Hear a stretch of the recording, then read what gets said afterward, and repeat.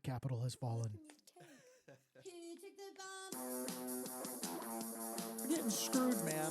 Every time we turn around, we're getting screwed. Oh, the revolution's going to be through podcasting for sure. That's the only way we talk. It's the little guys that take the brunt of everything. It's got to stop. Peasants, man. We're just peasants. Every one of us. You watch those old movies, you see the peasants in the background with the kings and queens walking around. We're those people. We're those people. Good morning, peasants. Welcome to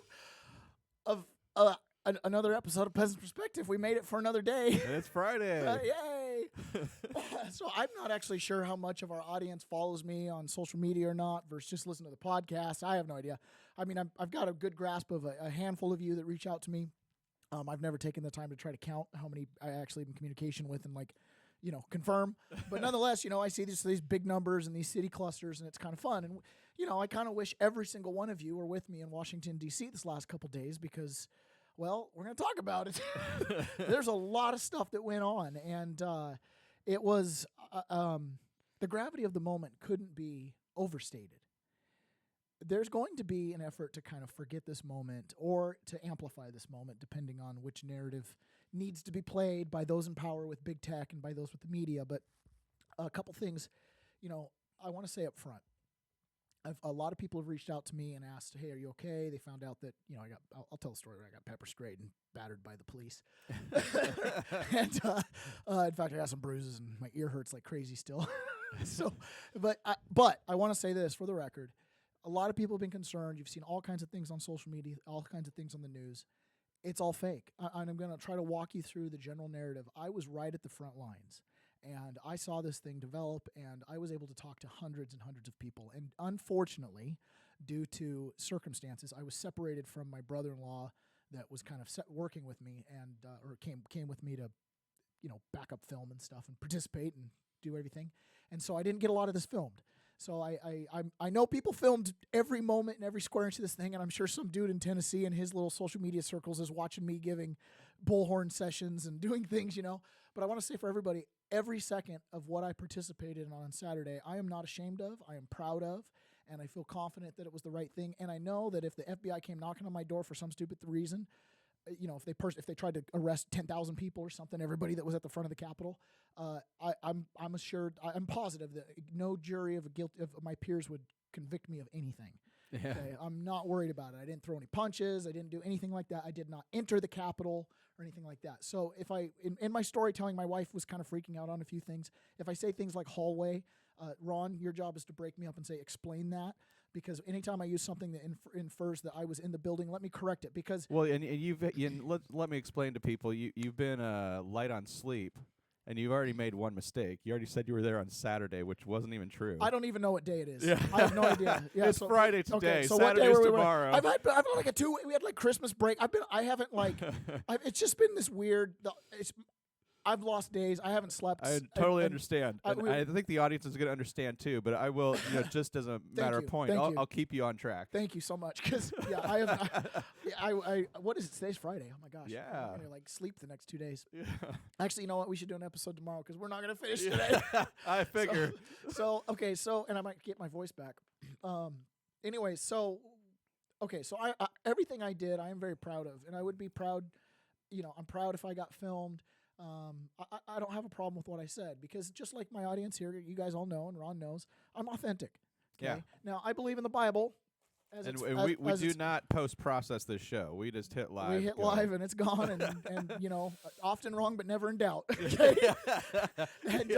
And I believe in the Bible as it's figuratively written, and it says believe all things. So I'm open to all possibilities. I mean, I'll entertain aliens to hollow earth and stuff until I can prove it out with a scientific method of process of elimination, and I believe genuine people and sources and stuff like that. And I don't believe everybody's got an evil agenda, and I believe a lot of people just buy into a narrative and anyways, so yeah, I'm pretty open-minded. I, on the other hand, tend to stay on the side of I don't believe it until it's proven true. True, yeah. Yeah, that's why I think this is a conspiracy show. That's great. That's great. And you know what? Hey, we need that because one of the things that I talked to hundreds, maybe I don't need possibly thousands of people. I'm serious. I mean, I haven't stopped talking for 2 days to somebody in audio, groups and hotel hallways and elevators. It's like everywhere you go. We were hearing 4.5 million people showed up. Now, since it's funny because you're there and then you hear snippets on the news and stuff, and you're like, what? Like 4.5 million. It's not 500 to a million. And I think everybody has a tendency to want to round down. Nobody wants to count. I'm going to show you some pictures of how crowded this was. In the beginning, I was trying to make a point to do a little bit of journalism. It wasn't working super great because there's a lot of dead time and it's freezing cold. Yeah. But I walked all the way up to the Washington Monument and it was crowded hours before the thing even started. And when I show you some of these pictures, we were, you know what? Let's get into it right now. You should show some of the pictures because I know when I was watching some of the news outlets and some of the feeds that they were showing, the crowds were sparse from the camera angles that they were using. They always tried to show angles of the Capitol where there was lots of space in between people, and it seemed like, when did they get these shots? Because some of them didn't seem like they were live. Yeah. Okay. So when we got there, we got there, hours early. I have no idea what I'm here. I don't want to do. Hold on.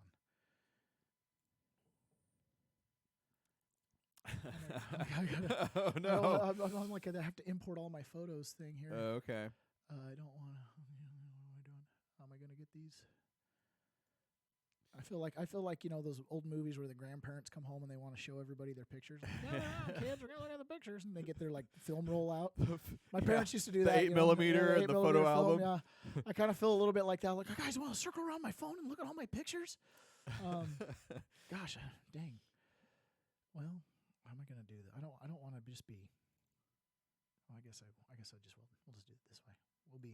I feel a little invasive. I hate it when people go through your camera roll. I don't want to, So only show the screen or actually, don't show that screen until I show the picture because I don't. There's certain things it's not that I don't want to show certain things. They're not. It's nothing to do with the rally. Okay, so this is when we got there. Here's right away. Okay, so this is I don't know, early in the. Okay, here we go. 5 o'clock a.m. 6:15 a.m. Okay, you ready for that? So at 6:15 a.m. we're walking up. We made it to Washington D.C. Look, the obelisk. This is where Forrest Gump. I'm here where this stuff happens. It's awesome. You still got your voice. Stop the steal. Okay. So, everybody's got a really light heart. That's 6 in the morning, okay? So 6 in the morning, we show up. Here's the crowd at 6 in the morning. So this is now 5:40. Wow. Okay. This is a lot different image than what I saw on the media. Wow. So this is, 5:40 a.m. We're already singing the national anthem. Wow, that's really cool. Okay.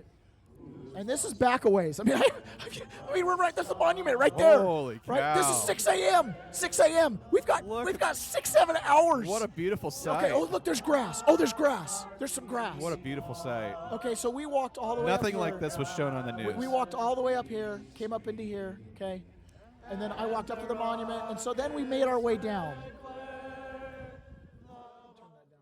So this is spontaneous, by the way. This is spontaneous. This is not, there's no microphones, there's nothing. This is spontaneous. Wow. And there were multiple times that songs broke out, God Bless America, anything that everybody knew the verse. This right? is really cool footage, man. This is giving me chills just watching this. So, yeah. This feels really good. Okay, so they did have the stage up there. I guess they did have someone singing. 6 a.m. 6 a.m. or 5:40 a.m. 5:44 seconds a.m. I gotta say that.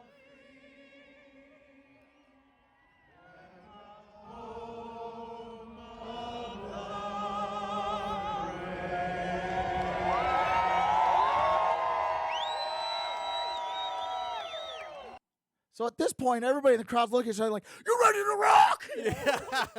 Like everybody's a friend, everybody's hugging, everybody's like, "Where are you from? Where are you from?" Nobody is shy at this event. These are your brothers and sisters. These are the people who have watched the last 4 years. They've watched everything happen. This is like home. The biggest 4th of July celebration Yes, you ever had. yes, Yeah. like that's what it huge. looks like. It looks like a barbecue. Okay, so then I'm gonna kind of go through these. So here's another. Let me just as I'm going. There's too many pictures to go through. Okay, so now there's some music. That's 8 a.m. So for 2 hours, that's my next picture. For 2 hours, we're just in this. We're just Cool. in this for 2 hours. As we see Sebastian Gorka, there's like celebrities walking through the crowd. So then, and here's some of the signs that we see out on the outskirts. Like as you get out on the outskirts, honesty can save this nation. This is the attitude that we have. Yeah. This is what we brought. This is the spirit that we brought on January 6th to this rally, protest, demonstration, violent mob, revolution, insurgency, whatever you want to call it. This is what it was all about. Honesty can save this nation. When we were out there at 8:28 a.m., on the very outskirts of this thing, all the way into the depths of this was the spirit that attended the rally in front of the White House to hear Donald Trump speak. Okay? Here's another little picture or a little video. So I'm moving up to the front here. And so this is where people are trying to get into the actual White House area. This is where people are trying to get into the actual White House area. So you can see. Holy cow, look at that. Okay, so I end up being about 5 people back. Well, listen, maybe not 5 people. Okay, so right here, see there's this gap here. Yep, Okay? yep. So this is like a safety zone. There's a shiz ton of porta potties. Wasn't And there then there's like another.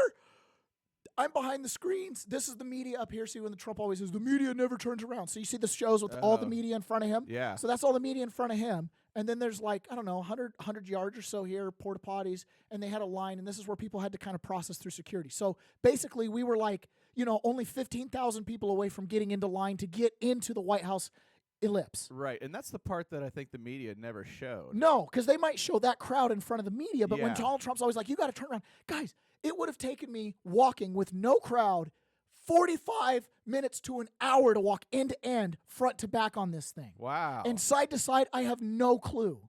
No idea. And the thing is, there's a lot of things. There's some tactical things going on here, too. I had so many like things where I was like, oh, my gosh. I like having these realizations. I'm like, I've been prepared to talk about this my whole life. I thought you were going to say, I'm going to miss my flight. No, I'm just realizing, I'm like looking at this because there's a lot of other tactical things too. This entire crowd funneled in from one direction. And then we turn around and we march one direction back to the Capitol or to the State House. So I'll get there in a sec as we scroll through these. No, where's my mouse? Okay, so we're there. I think this is when Donald Trump starts speaking. In our country. He has the absolute right to do it. We're supposed to protect our country, support our country, support our Constitution, and protect our Constitution. States. Okay, so I'm gonna pause this now. He has the absolute right to do it. We're supposed Okay, so this moment at this moment he's talking about Mike Pence, and he has the absolute right to deny these contestants, just like Thomas Jefferson. Right. So just FYI for all my listeners to the show, look, we got to ground ourselves in some realistic truth here. Okay, the media just lies and lies and lies. These pundits just lie. Just make up your own decision. Look at the evidence. Look at the historical evidence here. If people say there's never been any precedent, fact check them. If they say there has been precedent, fact check them. Yeah. Like, seriously, fact check both sides. This is ridiculous here. So there's been precedent. Yes, Thomas Jefferson did it as a vice president to seat himself. So yeah, there's precedent, okay?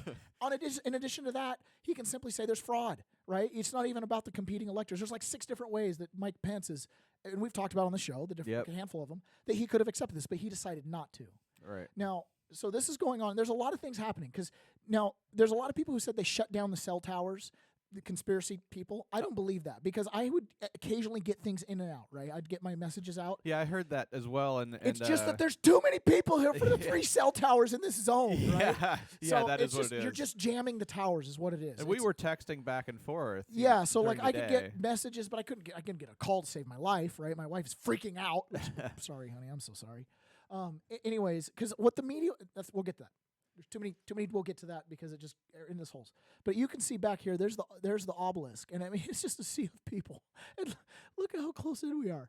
Okay, so at one point I start joking because I'm hilarious, and I'm like, this is the we were calling it the I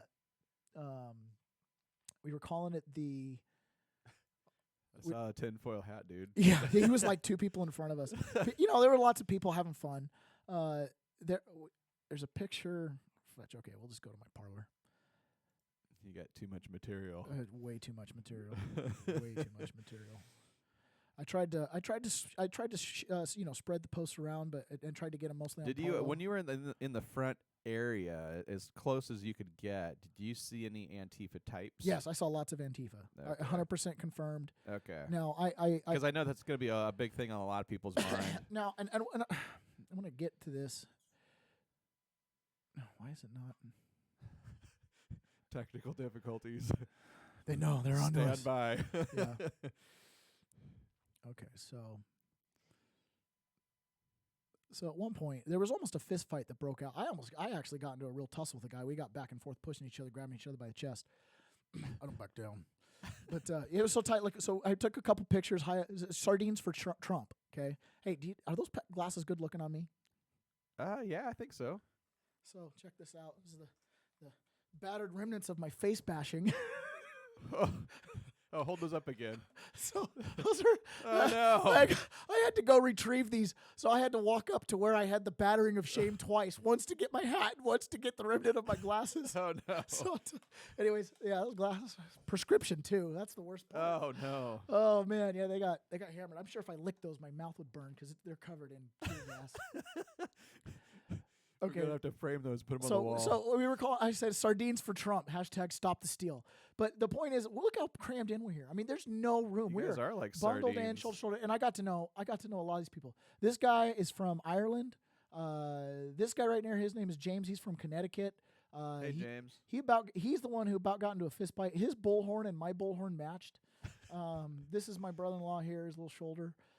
We had a couple girls that were right here that decided the day before they were from Ohio, and they had another high school friend that anyways, they're 20 years old, and they showed up, and they were, I mean, they're just all in, man. Well, that's cool to hear that there's some young people getting there was involved. plenty of young people, but for the most part, I would say, it kind of tended to be just be a that. I mean, I don't know. There was everything. I mean, here's a African American man. I hate to have to say it like that. It seems so stupid. There was everybody there. I mean, it was just absolutely nuts. There's folk there from all different sorts. So this is when we started moving. So this is Trump stopped speaking, and we all turn, just doing an about face, and then we start marching. So this crowd is funneling. So directionally, I have no clue here, but you've got the obelisk up here. Come crossways on the picture here. Here's the White House way over here. So this is down the street. So I'm holding this pole you can see these flags. I'm 10 feet in the air, 15 feet in the air. Yeah. And I can't see the end of it. No. All the way down. So these people are standing like a mile over here listening to Trump way over here, who's like, as far as I showed before, and then the obelisk over there. 4.5 million people, folks. It was huge. There's no way they would, there's a no-fly zone, so you're never going to you got to get a helicopter to get high enough, I'm sure, to get this picture. Yeah. And then everybody wants to estimate down because they don't want to make a fool of themselves. Well, I was going to make a fool of myself. It's 4.5 million people. I was packed in like sardines, man. We were all patriots about taking each. Oh my gosh. I got in line for the bathroom. I stood in line for the bathroom for an hour and a half. So I get up to the bathroom. I've got the bullhorn. I haven't really used it much except a few times to say funny things like Biden's a bitch and stuff like that. Like we were using it like kids use it in the restaurant, in the when you're grocery driving stores. down the road. No, like in the grocery stores, okay. like we were just because it was 6 a.m. Like it's just whatever. Everybody's just at that point. It was like we were just randomly breaking out Star Spangled Banner. It seemed like. So, anyways. So at this point, I've got the bullhorn, and I'm in line for the bathroom, and I'm not moving. I've been there like 20 minutes. And what's problematic is we're so crammed in. People, as they're coming around from the field, they're cross-cutting. Yeah. Okay, so that's causing these gaps where then some people that are cross-cutting are actually trying to jump in line, and because there's cross-traffic. So we're standing there it's like, you can't stop it because they're bumping into each other. I mean, people are just walking in circles trying to crowd spin through the crowd. Yeah. You could have crowd surfed this crowd for a mile if everybody was down. I mean, it was just unbelievable. And so we're in line there's no line. So finally, I'm like, I'm done. Get my bullhorn right here. Everybody in line for the bullhorn. Stand directly behind the door you want to use. Cram up to the door. Do not allow cross traffic. And everybody's like dancing. I'm talking to the people next to me. We're all dancing, right? Our eyeballs are turning yellow. So we're like cramming it. So finally we start getting militant. People are trying to crosswalk. We're like, no, go around. Oh, just me. Come on, please. They're so tight. No, you don't understand. Go around.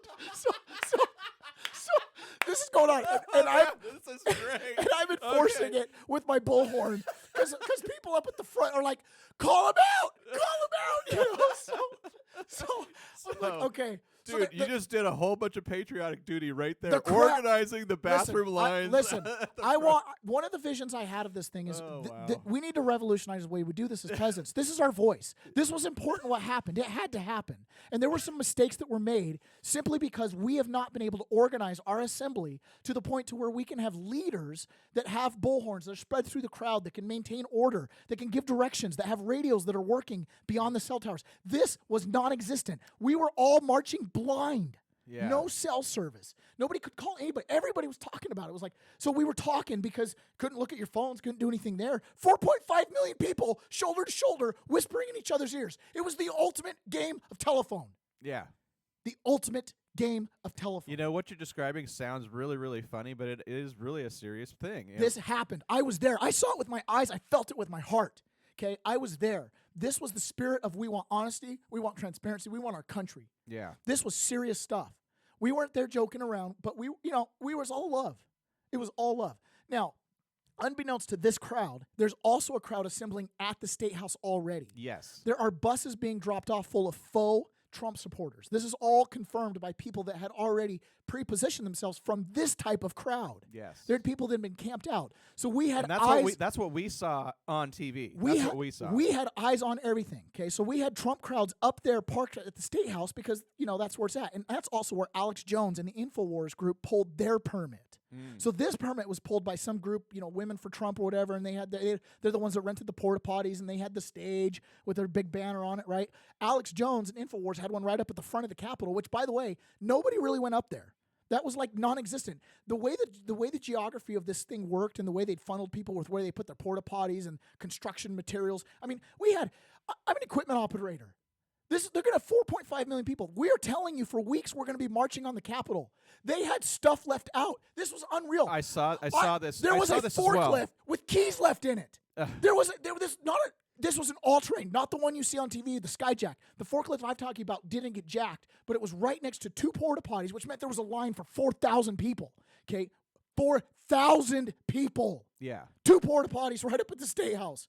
They were daring people to pee in the bushes. Okay, so which is fine. It's a protest. This is war. Yeah. Okay, we're fine. Nobody was. Whatever. Well, the scene you just described with the construction scenes, I saw that in a shot. There was a still shot surrounding the Capitol, and it's like these people knew there was going to be this event. Why on earth would you have an active construction site? I saw construction materials all over the place too, just randomly, scattered everywhere. Yes. So I went up and there was just like ticker tape surrounding the construction area, like that was going to keep anybody out. It was like they were baiting people to go in there and grab rebar and 2x4s and go use them, somehow maliciously. It's like they were baiting. It was bait material. Yeah, it actually was. I confirm it. Like it was really redonkulous. Let's see if I can get back in here to my. So it was like they were hoping it was going to escalate into something really bad. This was the barrier. This was the break-in. That was the break-in, guys. Wow. I keep my baby chicks in with that. That was what was piled up. See the fence? It continues here. They piled this around the Capitol. So here's the little water, right? Kind of separates. You got to walk around the water, and then you come to this little fence. So this is where we overran it.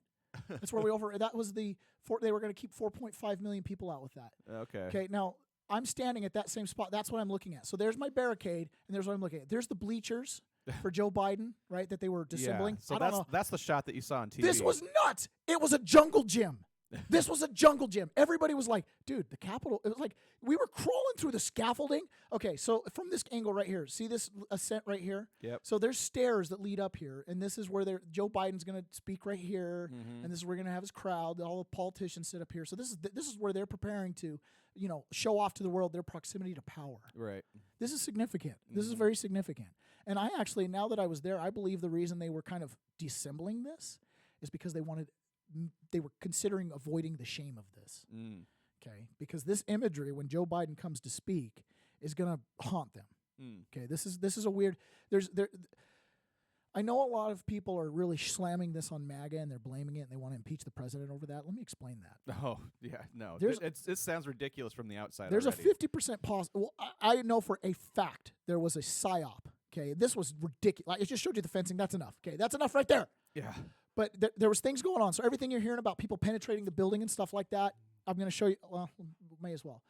Well, hold on. Let me explain the shame of this. So this right here is significant, right? This is where everybody that's going to stand on those stages, they're going to show the aerial pictures of this to their friends and family, showing their proximity to power. Mm-hmm. Like nobody's on that stage that's not a somebody. Mm-hmm. So, so the fact that this was up and you've got patriots all over this, they're going to want to paint this picture in some negative way that Joe Biden's some conqueror by creating law and order, which is the narrative that the Senate and the House are trying to run here. Here's the deal. That crowd that you saw, singing the national anthem and stuff, the spirit of the crowd was up here. This stands at this point felt like an MLB soccer game. We're singing songs, same thing, stuff like that. There's that image of where the crowd is up against the Capitol and they're banging on the door. Mm-hmm. Remember the Kavanaugh hearings and everything? They go up to the Senate or the Supreme Court and they slam on the doors. Okay, that's the symbolic. That's the civil disobedience. That's okay. They're not breaking in. That's what we wanted to do. We wanted our chance to go bang on the doors. Okay. And that's what everyone was talking about. Hundreds and hundreds and hundreds of people were talking about that. Okay, that's what we were talking about. So you see that image. That's right here in front and center. And then you see the Antifa guy banging on the window, and then they're pulling him back, and they're yelling at him. I had the same thing happen. So there's a stairwell right here that comes up where my mouse is. Yep. Okay, and this is all stairs. So the scaffolding's like built down the stairs. And at this point, you can see the scaffolding's absolutely full. And we're there's people screaming underneath, like, get off the scaffolding, it's got a weight limit.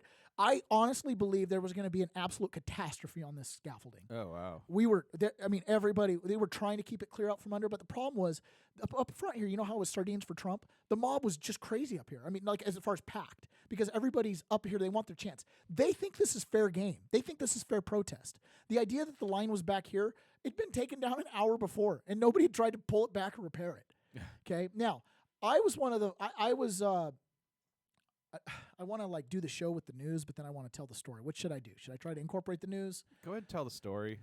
I mean, Should I just assume that everybody's watched these videos for the most part? I don't know. I don't know which videos you're going to. Well, when we get to the No, nobody's seen this. Okay, so let's go a little bit into the news here. So at this point, the Capitol's been breached because I'm going to get ahead of my story here. So I haven't shown any of that yet. Okay, so when I come up to the water, so this is the girl who was murdered. This is Ashley. Oh, no. To the Capitol and a mob, there's an estimated We're over walking. 3 million I was people here in this. today. I was here in this despite crowd. What the media tells you, boots on ground definitely say something different. There is a sea of nothing but red, white, and blue, patriots and Trump. And it was amazing. We could see the president talk. We are now walking down the inaugural path to the Capitol building. 3 million plus people. God bless America, patriots. That was Ashley. That's Oh. Ashley who got killed. Wow. I had never seen the face to the name. Okay, that's what? Serious. You don't know her? No. I'm serious. There's so much that you just can't see from the outside. Oh my gosh. It may have been played on the news, but I have not seen it. There's a lot of stuff I haven't seen, Taylor. Do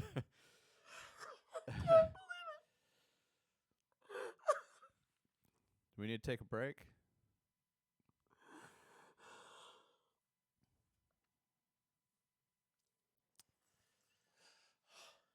I can't believe you don't know her name.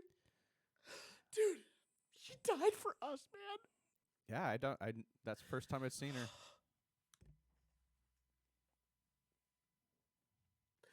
I didn't realize you didn't know her name.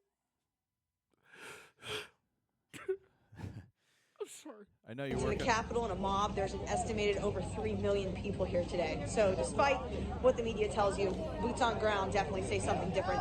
There is a sea of nothing but red, white, and blue, patriots and Trump. And it was amazing. We could see the president talk. We are now walking down the inaugural path to the Capitol building. 3 million plus people. God bless America, patriots. You know, To the Capitol and a she mob, seemed- there's an estimated over she seemed 3 super million people cool. here today. So despite She served 4 tours overseas. for She the Air seems Force. super cool. She seems like somebody that you could hang out with. She's a 14-year veteran. She's a mother. She served in the Air Force, 4 tours overseas. Wow. And she got caught up in this false flag. Wow. But that's what she walked in. So anything you hear about her that's negative, She this was does one not of seem us. any negative at all. I didn't see any negative there at all. this could have been me. The Yeah. police escorted these people in, guys. There was no breaking in by these people. We weren't here to kill anybody. That's what was going on in this crowd. Thousands, millions of people. That's what was there. Wow. We just want honesty. Wow. She died for us, man. She died for us. So here's the deal. What happened with her? So, so do you see that flag right there? Yeah, I see it. That's an Antifa flag. Antifa, they're the ones who broke in. They're the ones who arranged whatever, let in or break in or whatever it is that caused the full penetration. It was Antifa, and they made their mark. And then once the doors were open, they were just open. Yeah. They were just open, Ron. I didn't go up there, but my brother-in-law did, and we got separated, so he has his own story to tell. But he went up there, and he was talking to people coming in and out. And then at one point I got right up in the corner, like about to go around the corner, and that's when I got. So when from the outside, when I was watching the news, news-ish or whatever I could find, I saw some footage of the cops on the steps, and then all of a sudden one of the guys just turned around and started running up the steps, and then the crowd just advanced. It was like the cops were leading people in. Hi there. This guy saw what just happened. He claims that it was Antifa dressed as Proud Boys. So I wanted to sort of get his Trump story. supporters. They were dressed as Trump supporters. But I could tell by their conversation that they were looking to do, and I heard them say, we got to shake this up so that these people look bad. And I saw them break a window on the Capitol. I'm an emergency management coordinator in Lehigh County, Pennsylvania. And these people were talking amongst themselves, and I was standing and listening behind them what they could do to make Trump's people look bad. Wow. Well, thank you for sharing. And then after I left, I'm like, I'm out of here. Okay? And then I started. I'm out of here. Once people realized this thing got out of hand, they were out of there. This was going on all over the place. Yeah. There was no communication. We didn't have cell coverage. We didn't know what the news was saying. We were there in a spirit of something powerful. But once we saw the violence, everybody millions of people were like, no. I mean, we're up here to bang on the doors. We're up here to make some noise. We're up here to push the line. Yeah. We're up here to civilly disobey and let you know we're here. And we mean business. And a small group of people that gathered up and clustered up looked like that. And we saw these people, the people with the horns. We saw these people. They were all over. There's pictures of them. There's billions of pictures of them spread around every corner of social media. And there's conspiracy theories that some of them are undercover FBI and they've been doing it forever. And I don't know, but I'll tell you what, I looked in their eyeballs and they're dark. Mm. That was one of the biggest blessings I got this weekend was I got to look in the eyeballs of all these other patriots. Mm. I got to see people like Ashley, okay? I got to see this. I got to see people who so let's finish this video and then I want to show you the big Walking away, I heard something else. I heard that somebody trying to break another window. I don't know if they actually broke the second window, but I heard something hit a second window. Did you see any of the mob violence that happened? That was on the other side of the Capitol building. So there were people climbing up the scaffolding, and so that's where I was at, the climbing up the scaffolding side. a lot of Trump's people started saying these aren't our people, and started walking away. And they were tearing the plastic, cutting the plastic, and then the Capitol Police let some tear gas go and got it under control. But they weren't Trump supporters, I'm telling you, they weren't Trump supporters. Wow. Trump supporters were walking away. These are people that are trying to promote the false narrative that Trump's people are acting like Antifa and BLM. So the reports that it was Proud Boys, do you know anything about that? No, I didn't. No, they weren't Proud Boys. These people were deliberately. Okay, so your video cuts off because of the time limit of whatever. But do you see? So that's what's experiencing. Like that's actually happening on the ground. You've got lots of people, but here's the thing: no one's asking us, right? The media's got their narrative. I saw something that BBC did. I've got it saved. I'm sure we could do it later. I listened to it in the hotel room, and I just about threw my phone across the hall. It had clips. I was like, I'm sure if I slowed it down, I could find myself running in that stairwell. Stairwell. It's not inside, okay, but the way it was built with that scaffolding, it pinched you into what you felt like you were in a huge stairwell. Right. Okay, and we look. I was But we're inside. outside. I was inside the room. I was under where they had all the 2x4s crisscross, and I'm climbing through the beams and stuff. Like it was a jungle gym. It was a freaking jungle gym. 40,000 people, 20,000, whatever the number was, climbing around on a freaking jungle gym on the Capitol steps. It was like, how could they possibly set that up? Oh my gosh. Okay, so these guys broke in. So these are like the first guys that came in. These guys are all over the news. Yeah, so a couple things. Yeah, because they're probably wanted now. Supposedly this guy's an FBI agent. I'm not wired up, but there's cameras in my horns. I don't know. I don't care. He's punched people. And here's the thing. See that pedo symbol right there that we've talked about on this show? There it is, tattooed on his chest. By your fruits you shall know them. There's the anarchy symbol, hammer and sickle. There they are, tattooed on his hands. By your fruits you shall know them. They are standing inside the building. They're the ones who broke their way in. End of story. Now, other people falling in line, going through the doors. I don't know where the fault lies. They're just gonna have to figure it out. I'm sure a ton of them are gonna get arrested. If you feel like you got to come to the rescue, go to their rescue. Okay, I think they should all be treated like the BLM people over the summer. I think celebrities should pay their bail and get them out. Yeah. Who knows? Okay, so this is the moment where they were letting the crowd in. So see, here's the cops. Look, waving them in. Waving them in. Come on down, guys. Waving them Come in. on down. Just waving them in. Waving them in, okay? So that's where, see the front steps? So this is where they broke in, or one of these doors or wherever over here. So this is where that guy was saying, I saw him assembled, and then they move up here. We got to shake this thing up, and then the cops come and open the gate. Boom, boom, boom. PSYOP. There's a shot of the Holy So smokes. So this is where I was defending so I was standing, I'm probably in one of those pictures here. I'm like right there. That's me right there! That's me right there! That's me right there! Oh my gosh, don't get too excited. Woo. You see me right? Okay, No. so right there. The hat, the jacket, that's me right there. Okay, so this is where I'm like, the flag is the line, and I've got my bullhorn because see, the people were coming down here and they were crosswalking. Now, when I was standing here, these girls started climbing up on here. This was ridiculous. You're trying to go pee, and the roof is caved in. You have to duck your head, stand ural. It was nuts. You just deal with it. We were begging them to get off. We're like, it's not safe. It's gonna break. They're like, we can't hear you. You know, it was just eventually whatever. You see this tree right here? I mean, Yeah. people are climbing up in the tree. I was screaming at them to get out of the tree, dude. They're gonna I guess break nobody it. died. It's amazing. Only 4 people died. Obviously, you can see if anybody, most of this is what was going on. Wow. Okay, and this is all the way back to the Washington Monument. I don't think we saw anything like this No. on TV. That's for sure. No. Okay, so we're clear on that. So then, so Antifa took the Capitol here. Okay, so this happened. You got to realize here, we understand what's going on here. We want honesty. So when we find out Mike Pence, isn't going to certify the election. I mean, we're desperate. I mean, see this here, Gateway Pundit, traitor. It's over. I mean, full on traitor. You go through. It's not just traitor to the cause. There's also this is the other thing too. When we were standing down by the water before I approached the Capitol, we had just found out that Mike Pence was a full on pedophile with boys. What? Yowzas. Okay, so see, this is where I can't believe you don't know this. Okay, so let's go Lynn Wood. So Lynn Wood, he's on a tear, and he's got some stuff going on. I responded a little bit frustrated this early morning with Lynn because he's claiming that Ashley's still alive, and I do not believe she is, and I'll show you why. Okay, so he's got some common sense. Part of it is there's some skullduggery going on with her Twitter page, where earlier this year she had 20,000, or a couple of years ago she had 20,000. Now she's down to 1,000. So it's like it's very odd. She either started I don't know. That's a lot of Twitter loss. Anyway, but they're playing around with it. So I think no, he screenshotted it. So they have this account that it was screenshot October 2016, 20,000. Oh yeah, I see that. And then that was like a day ago when she died or whatever, and then now she's down to anyways, it's a weird deal. So they're dehumaning her. They're making her disappear. So the fact that you don't know her, that's what this is. So she had 20,000 followers, right? She's someone who's been on Twitter for a long time. You just accrue followers, right? So she gets killed, and she's being so people don't, she's just being disappeared right now. This is the Communist Disappearing Act. So you see that 2020, and then she's down to 1,000. Okay. Anyway, so Twinwood, several people have sent me screenshots of Ashley Babbitt's Twitter page. Below, you'll see that it appears Miss Babbitt retweeted my tweet the day she was shot, 1/6. It appears to be her last post before her death. She had 1,915 followers. I was suspended from Twitter.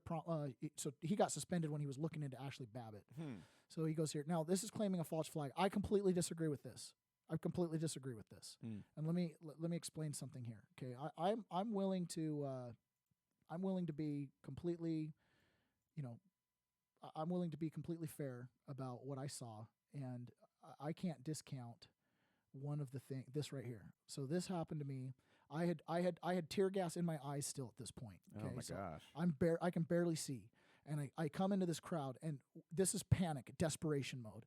What you're looking at right now is I'm filming the phone of one of the guys who was in the hallway. Oh my gosh. Do you see this? Yeah, I do. Okay, so his phone's all cracked up because they were getting beat down in there. Okay. So see, she's bleeding out right now. She's been shot in the throat. Oh my gosh. Throw the candle there. Wow. They just shot her. Oh my god.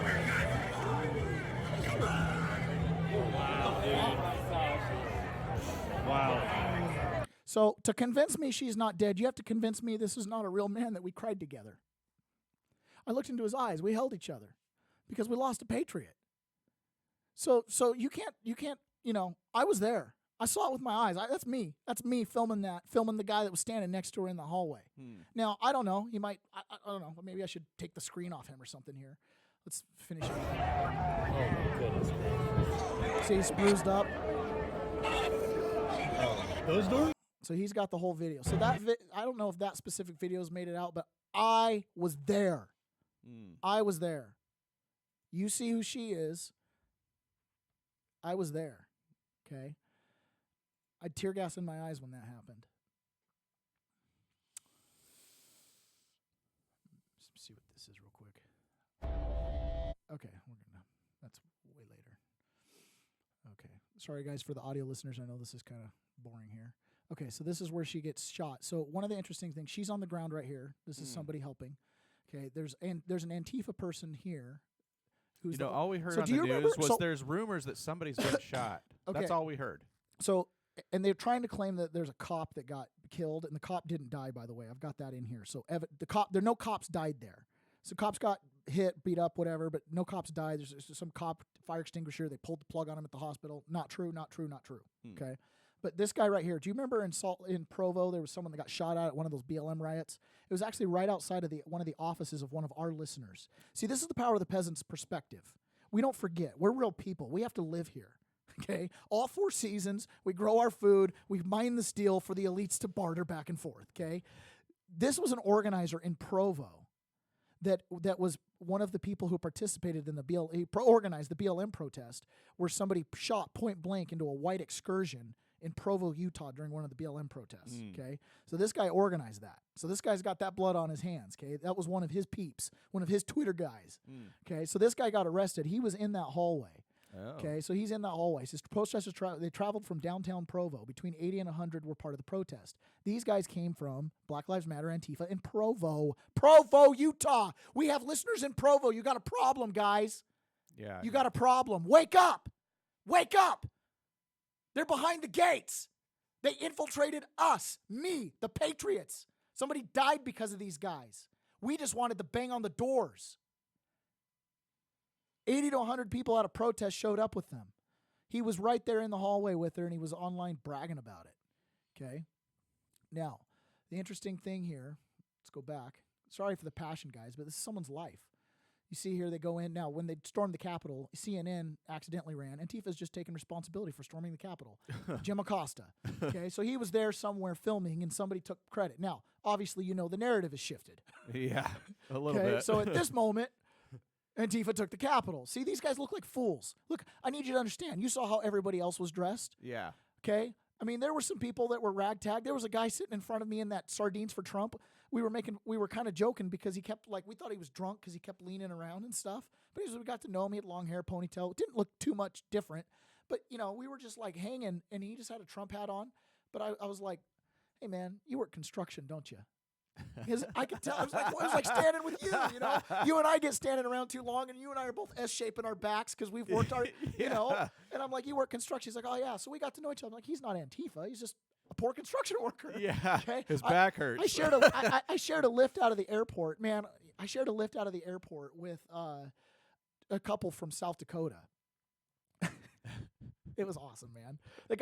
Here's the thing. Guys from South Dakota. Did he have shorts on when he came to No, DC? no. It was just so awesome. So we share an Uber from Baltimore down to Arlington. So we're Okay. like an hour and 15 in the Uber. And our taxi drivers, is foreign, whatever he is. It's from Somalia or something. I think it was from Somalia. Anyways, we didn't talk to him too much, but we were kind. Okay. The reason is because Always good. at one point we were talking about Mogadishu up in Minnesota, and we were talking about the refugees. And I think both of us were kind of sensing we should probably not talk to it in any kind of Negative. negative tone. Let's no race. We were doing the Seinfeld thing where it's are you gay?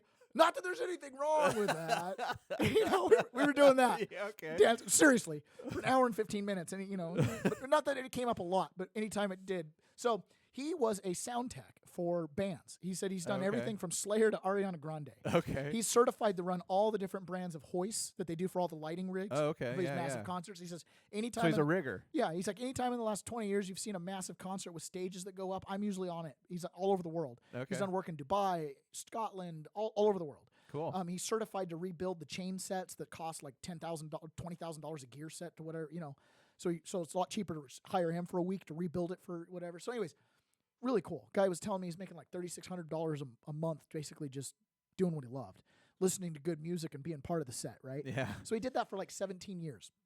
This guy was at the Vegas shooting. Oh. He was on that job.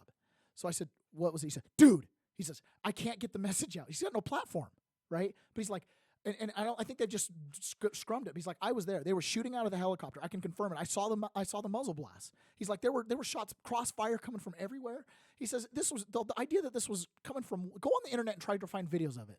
You'll find like the 4 sanctioned ones. I don't even know what you're Okay. talking about. A helicopter. The largest mass shooting in U.S. history that happened 2 Well, years no. ago. I 3, know 4 I years know ago. the shooting, but I don't know anything about a helicopter being involved. There was a police helicopter flying around the concert when the shooting got started. The Oh. shooting lasted for a while. There was a helicopter, and they were shooting out of the helicopter. The whole thing was an arms deal gone bad with the Saudis and whoever. It was nasty. Okay, Oh my gosh. so anyways, he was there. So he's like, the idea that there was just one guy up there, pop, pop, pop, pop, pop, was just impossible. It was, I think 56 people died, and like 400 people got injured, or 1,000 people got shot in Vegas. You know what I'm talking about? Yeah, I could be way high on those numbers, but it was like 56 people died, and whatever the injury number was. But Yeah. so he was there in the lift with me for an hour and 15 minutes. So then he goes, and then on top of that, he was on the Ariana Grande set in No Britain way. when the bombing happened. Oh, yes. wow. And he's like, so I had a little bit of a crisis in my life because I was starting to ask myself if it was really worth it. And he's like, he went to both. And so then, in addition, he's like, and also with the music industry was just starting to change just slightly because of other things, Yeah. Online streaming and stuff. The contracts were getting renegotiated. So anyways, so he was just like, he decided to just pull the plug. He found a girl that he loved, and they moved to South Dakota. And he's a custodian at a like at-risk for youth school, like a local like alt school, Wow. alt high school with like 150 kids.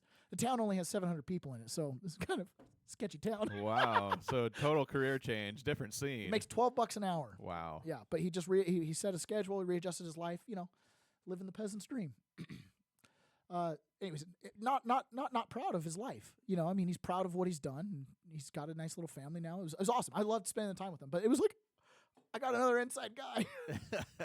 That's important to get that intel. So when the Capitol broke, these are the images inside the Capitol. So Yeah. you've got half these guys that are like filming. They're like, oh, this is cool. Then you've got the other guys over here acting, playing. Look, Acting. he's chilling. Yeah. He's chilling. Yeah. Okay. But they got the optics they need, right? Okay, see, laying down, just chilling. Optics. Duck and cover, duck and cover. Yeah, I heard that. Yeah. Okay, so then, so here's the woman climbing through the doorway. So here she's climbing through. So there's like Oh, I haven't seen like this before. So there's a cop. This guy's not a cop. There's a cop this is probably the helmet cam of the cop, maybe. Hmm. Anyway, it doesn't matter. So obviously the footage I had filmed from this direction. So she's climbing through this window right here. These doors are broken. This office is supposed to be evacuated, but there's a cop here, and then there's some people inside this office. So you can see her bleeding out. Ugh. So she falls out. Let's see if we.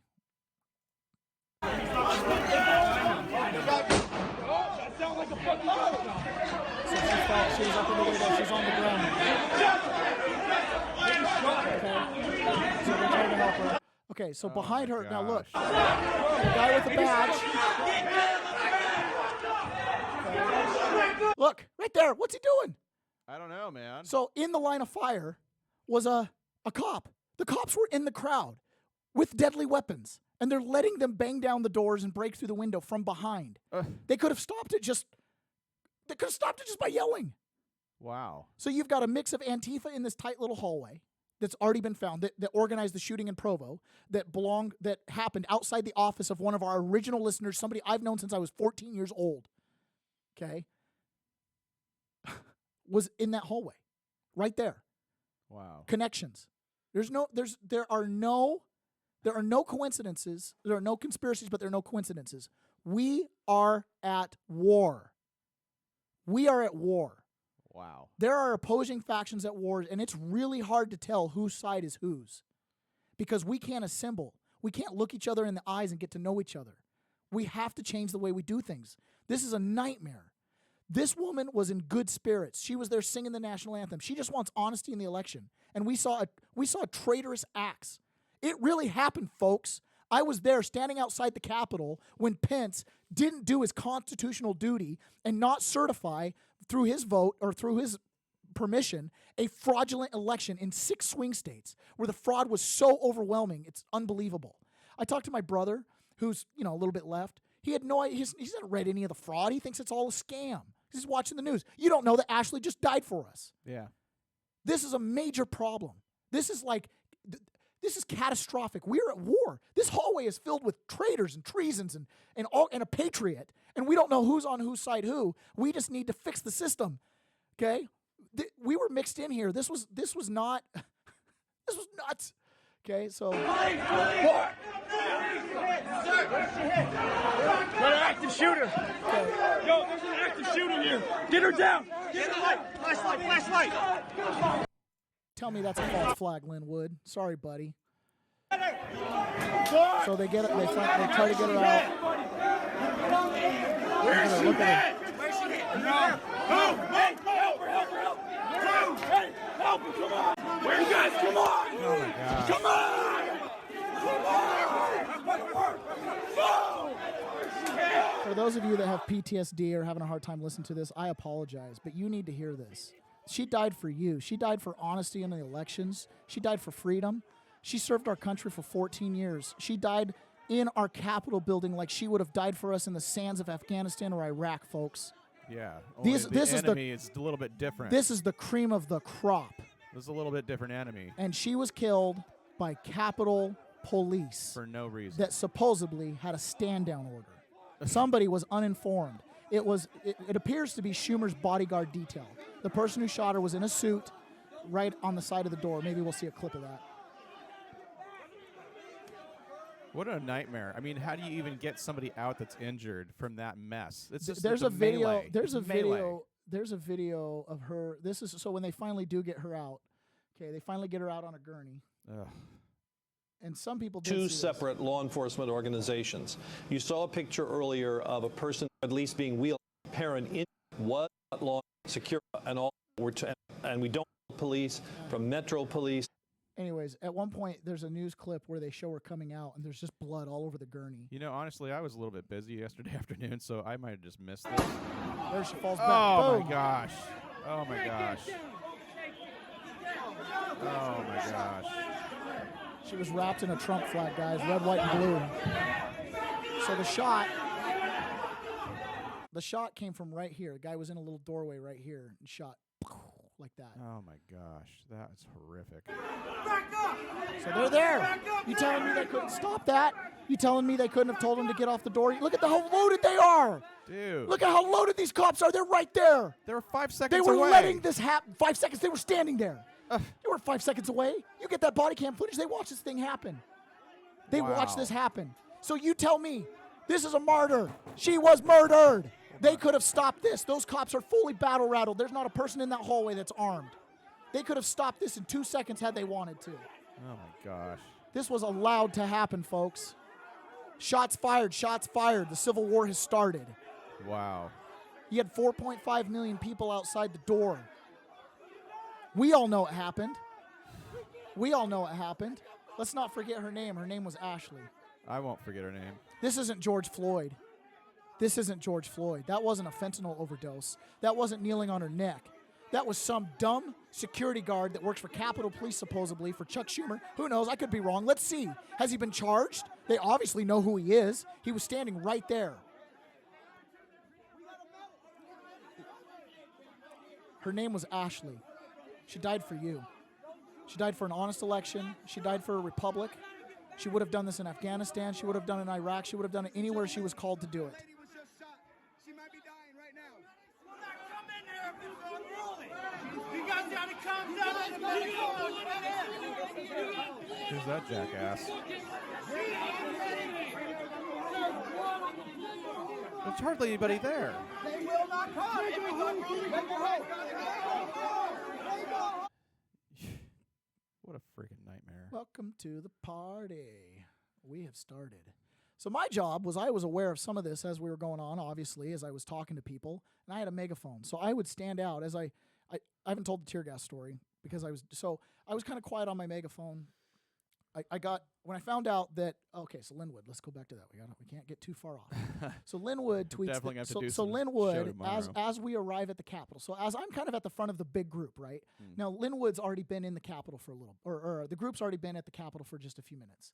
And Linwood tweets out, oh, come on. Linwood tweets out that Mike Pence, right as Trump's speaking, Mike Pence needs to resign.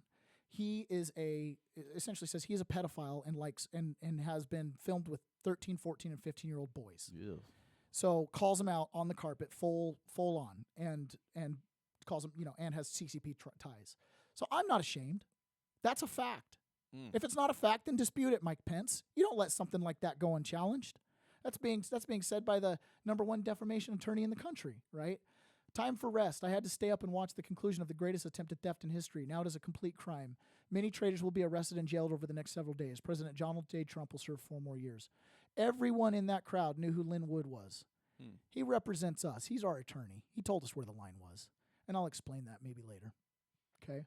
Anyways, he says this, only a few months old, it was time for Motley to get fixed. He is not a fan of it Cone and is a bit miserably burdened by that. Motley is like our country. We are still a relatively young country, but we have reached a point where we need to get fixed. No one is a fan of what has been happening to us. Recent events cause an increasingly miserable burden. I pray that Motley will have a full recovery and be as good as new. I pray that our country will have a full recovery and be as good as new. What he's saying here is this. We've matured as a country. Guess what? It's time to do a little snipping. We need to clip some of this dead weight that's causing us to be corrupt. Like a teenage dog starts humping the freaking pillows and doing financial deals in Ukraine with their kids. You know what I'm talking about? Yeah. So it's going to be a little uncomfortable if the military has to come in and do something about it. Okay, kind of like having the cone around your neck. You remember Reconstruction after the Civil War when governors were kicked out and generals were put in as governors until they could, keep the treasonous non-compliant governors dealt with. I did hear one thing kind of interesting yesterday. It might have been on my drive home that there have been so many aides that have basically quit and walked away that they're not sure that there's enough people to even have a transition team for the Biden administration. And I was like, what? Possibly. I don't know. Possibly. I mean, so many aides have just quit in the last 24 hours. I think they're the top aides. Remember, for every one aide that quits, there's 34 of them below them that work in their office. Right, yeah. And they're not quitting, I don't believe. Oh, okay. So, I don't know. And you know what? Half of them are probably traitors anyway, so whatever. Yeah. Off with their heads! Yeah. Jokingly. Don't worry, I'm all for great justice, but we need to round these people up. So, and it's going to be big. I mean, that's the realization that I have. It's going to be big. It's going to be big. Or, Chairman Xi is beautiful and wise. Get used to saying it. All right, so I'm not going to cover the details of this, but this is an old thing that we knew about Pence emails to Paul Ryan that dealt with essentially getting Trump out of office and getting him to step down from after the leak of the Billy Bush tapes during his campaign, and that Pence would step up and take it. Well, it didn't go so well. These were written on private email accounts. So the criticism and the brush-off conclusion is these are just forgeries. And people are like, oh, these aren't even from their State Department emails. It's like, guys, Obama, Hillary, yeah. I mean, they were all using they all had the private servers. They all had Gmail accounts. Isn't that like, dude, are you stupid? Yeah. I mean, I hate to say it. Let's put the shame in your face. Are you stupid? Yeah. I mean, how many times? Fool me once, fool me twice, fool me 4 times, fool me every day. I don't know. I just see what I want to see. Yeah. Hey, here's Obama, Hillary Clinton, all these people with private email servers. I don't believe Ryan Pence and Paul Ryan would have had a private email server. That just defies belief. So stupid! We're so stupid! Okay? So anyways, he posted. I don't know if it's true or not, but somebody needs to respond. Mike, maybe a good journalist should ask him. Yeah. I don't know. Hey, how about this? Some more Hunter Biden laptops here. Joey bribes Biden, wants to be president. Don't you think we should have the contents of Hunter laptops closely reviewed by law enforcement? Okay, here's all his porn of his self-recordings, okay? You can zoom in on them someday if you want. They're gross. He tried to block out some of it so he didn't get super graphic, but these are people, the Obama kids, Chris Coons' daughter, his own nephew, potentially his own daughter, we believe. Some underage kids are all over this laptop. Okay, so there it is right there. So they've got it. So, hey, if anybody wants to come look at this, because obviously law enforcement is completely disinterested. So guess what, folks? The blinders are coming off. And you got 4.5 million people that get it. We know why Pence was a traitor. We all know why Pence was a traitor. You know, it was funny. Every now and then you'd hear someone with their megaphone.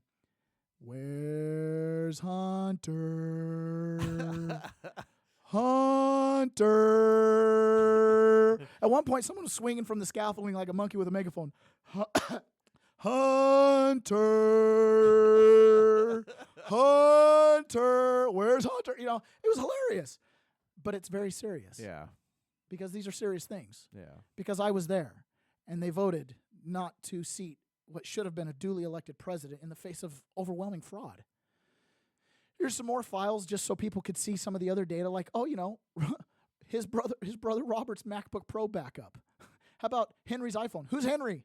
He's got someone else's backup. Oh, could these be his blackmail files on other people? Oh my, how the tangled webs we weave. Okay, you can go through. I mean, you know, nanotase transaction. Geez, I haven't even heard that one. Location history, auto ID cards, Just a PDF notarized files. Notarized transaction. Okay, Yeah. his messages. Oh, here's one. Pornhub videos too. Those are his personal uploads. I mean, come on, folks.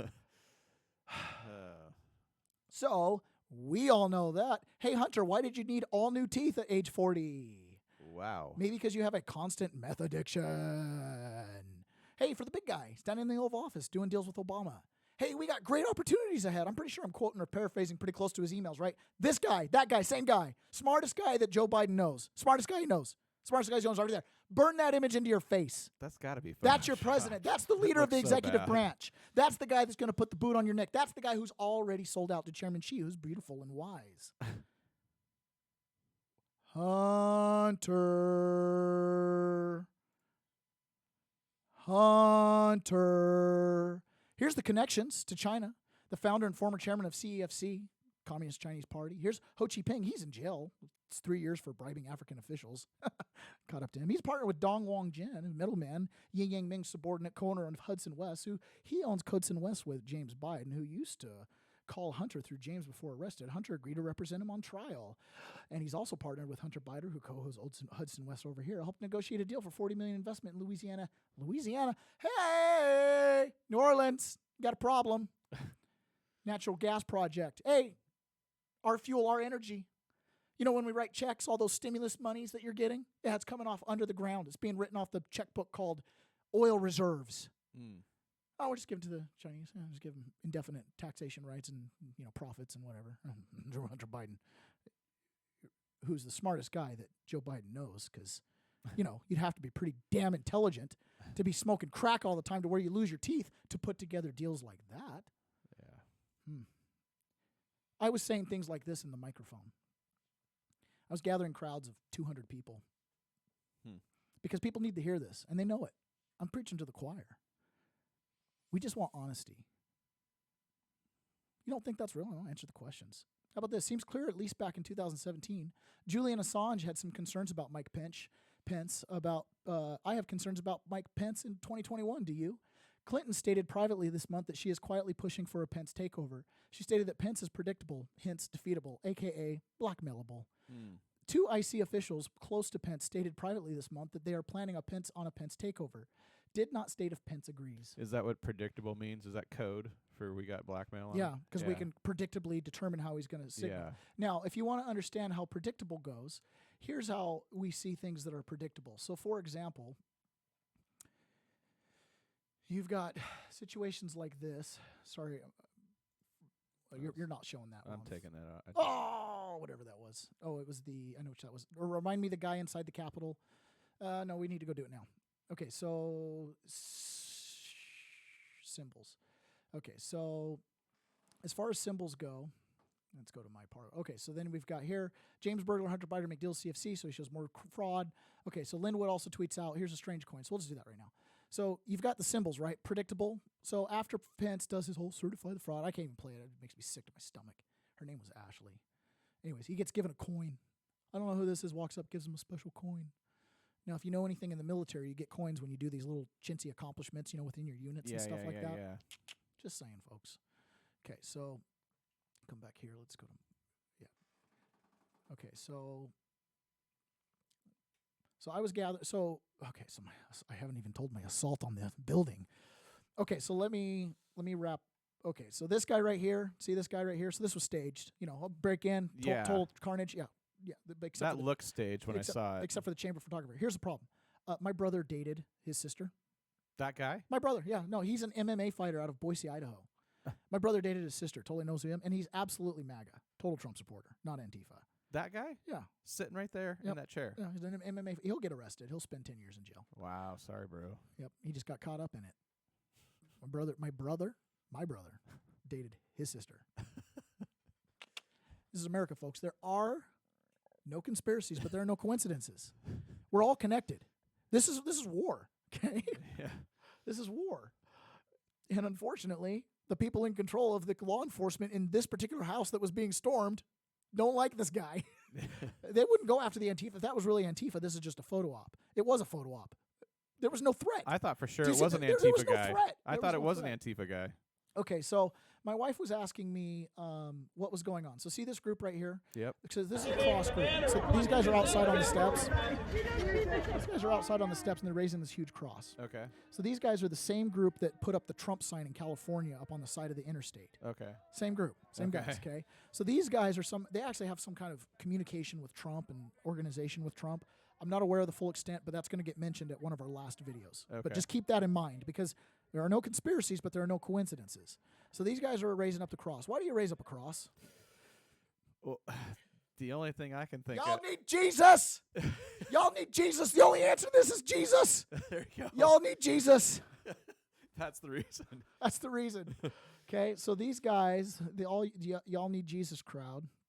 So they, it's not letting me scroll down on my feed for some crazy reason.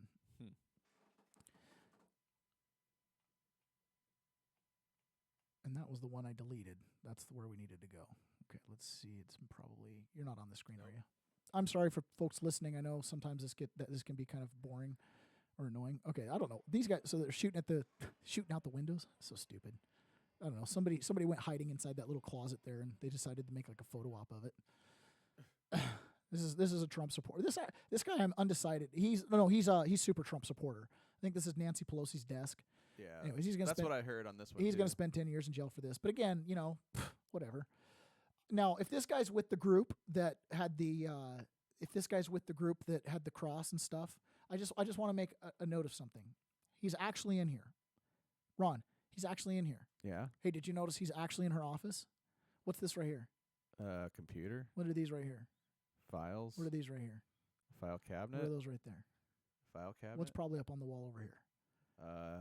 They're in their office I don't know. with full access to everything. Yeah. So part of me that goes, oh, maybe this was some kind of setup. The Democrats. Hold on, folks. This is a very big threat.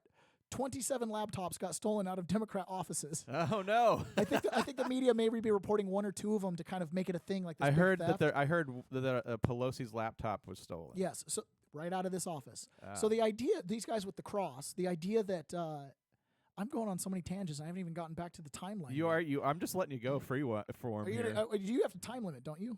Yeah, that's okay. Are we good? Okay. So the deal here is those guys that raise the cross. Yep.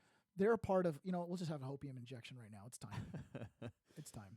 So we'll remember some of our favorite caricatures here. So this is Robert David Steele. So you guys recognize this guy. Yes, So I Robert do David remember Steele. him. So he is the chairman. Take the deal guy. Take the deal guy. Take the deal, mother. Okay. Yeah. He was a station chief for the CIA. He set up the CIA in Honduras, Iraq, Iran, whatever, super whatever. Yeah. Okay. You've got Simon Parks and Charlie Ward. We've played the Charlie Ward. He's the one who said this was a big sting with the QR codes and stuff like that. Yep. And this is Simon Parks. Okay. Now, my credibility is to Robert David Steele. He I believe, is credible. Okay. I can just see it in his work is God's work. Okay. So to me, he's very credible. So these other two guys to me are like, I've heard them many times, and I take it like everything, kind of a little bit with a grain of salt, and let's see it play out. Let's try to triangulate these things, which I hope our listeners understand that I do my best to get as much information as possible so that when I tell you the narrative and tell you the story, I'm trying to land on close to the truth as possible as we see all the directions the shadow waves, right, or the shadow leans. Yep. And because we're at war. We need clarity in this war. We're in the fog of war. You didn't know Ashley's name. That could be just my fault. That's okay. But the point I is, didn't know. dude, you're MAGA. And Yeah. I know we have some like semi-Trumpers, not totally. I don't care at this point. Yeah. It's about make America great again. Forget Trump at this point. I mean, we might have to do this without him. There's a very real possibility of that. Yeah. So, but nonetheless, there's this idea that this actual break-in that was allowed by Antifa, et cetera, might have been really a Trump sting, like a military sting, because the break-in happened after Trump had done the deed. So let's listen to these guys. We're going to listen to all 10 minutes. Relevant to understanding 3 questions I'm going to ask each of you in a rapid fire round. The 3 questions are: what happened yesterday? What's going to happen between now and the 28th? You get 3 minutes each for each of those. And then I'm going to ask you a third question, 1-word answer: who will be inaugurated on the 29th? Charlie Ward, you go first. What happened yesterday? What happened yesterday was one of the most beautifully planned traps you could ever imagine. It was set on purpose for a number of reasons. They needed certain parts of the puzzle because there was a change in the dynamic. They knew that the corruption had been funded by Soros, Gates, Obama, by a number of people that were corrupt. They knew the Clinton Foundation, they knew where it was, but they actually wanted to find out exactly where it come from. And it turns out it had come from none other than the Vatican. So they set the trap for this beautifully, but they wanted to find the trail of it. And I'm sort of half stealing Simon's thunder because he confirmed what I was going to say anyway. And what I'll do is I'll let Simon go on to that part because he knows the full detail.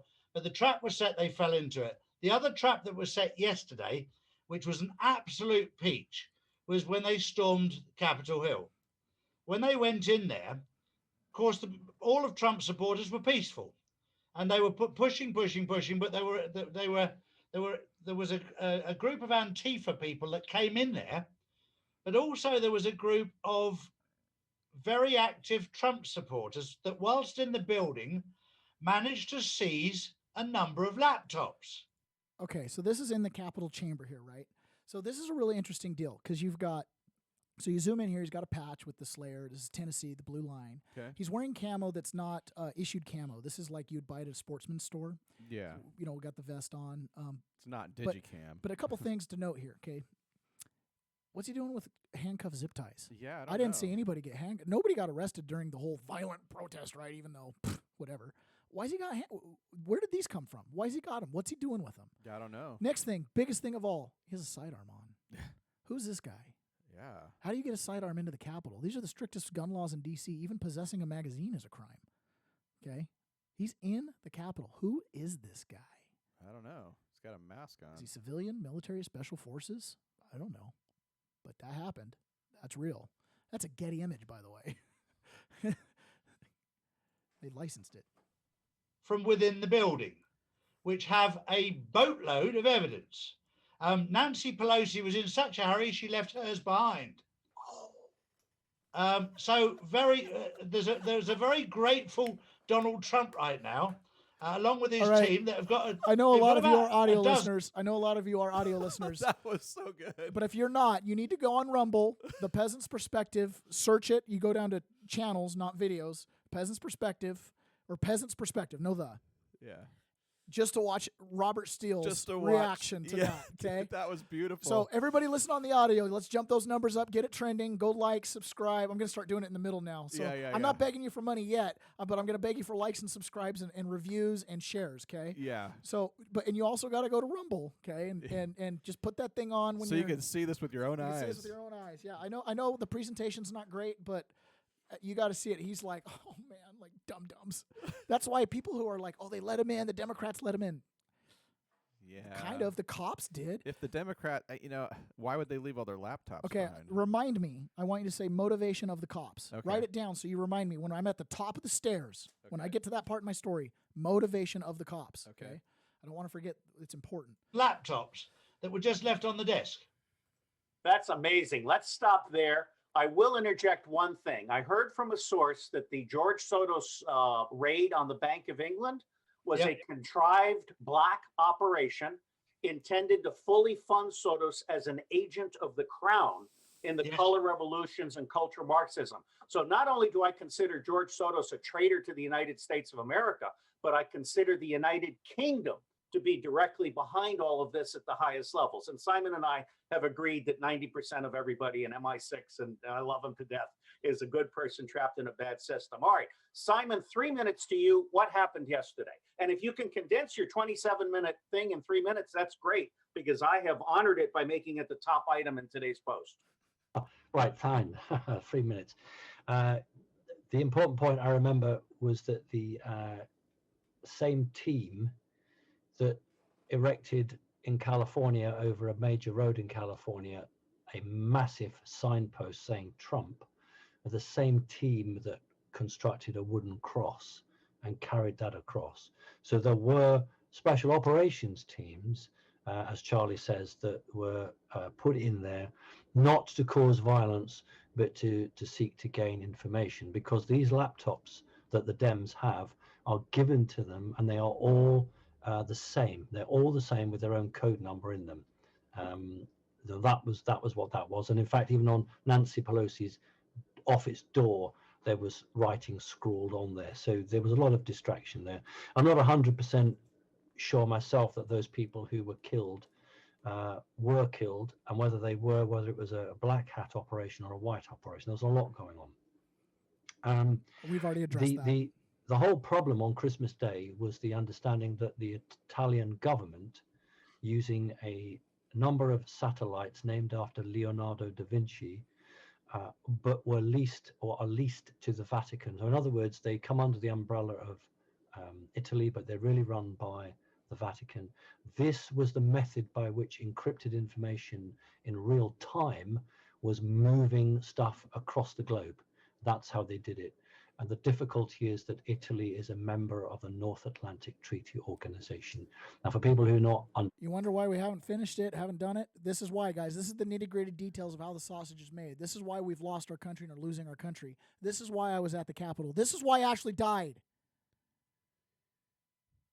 understanding it, it's almost impossible to conceive of an ally doing this. So it changed the game completely. If it was Russia or China, it doesn't matter. But this is a government that the Italian government could fall. This could bring them down. It's also to do with the banking. And I need people to understand something. When you're in a fight to the death, it's you or me. So you got to choose between the Italian government or us. You need to help me understand what they're talking about. I don't even know what he's talking about. Oh my gosh. Oh my gosh. All right. All right. So here it is right here. So on Christmas Day, this letter was delivered to the president. And it says, Prof, which is whatever this is, okay, Prof. D. Alurusu, advocate, lawyer, and via Electro Mandio Canatara, Italy, do hereby provide the following affidavits as faxes conveyed in several meetings with high-level Army Security Services official of the United States, okay? Arturo Diella, former head of the IT department of Leonardo SPA, which is the satellite system, which is operated by the Vatican but owned by Italy. So all roads lead to Rome. Has been in the Catholic Church, which is in cahoots with who? The CCP. We've already talked about this. Don't forget. One of the most important words in the English language is the word remember. It's engraved in Portuguese on the inside of my wedding ring. It's such an important word. Remember.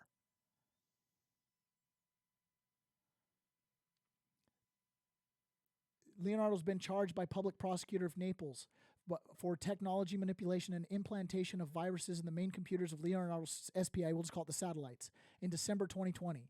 D'Elia has been deposed by the presiding judge in Naples and in 7 testimony states on 4th November 2020 under instruction given of U.S. persons. Obama, working with the U.S. Embassy in Rome, Newt Gingrich's wife, is the ambassador to the Vatican.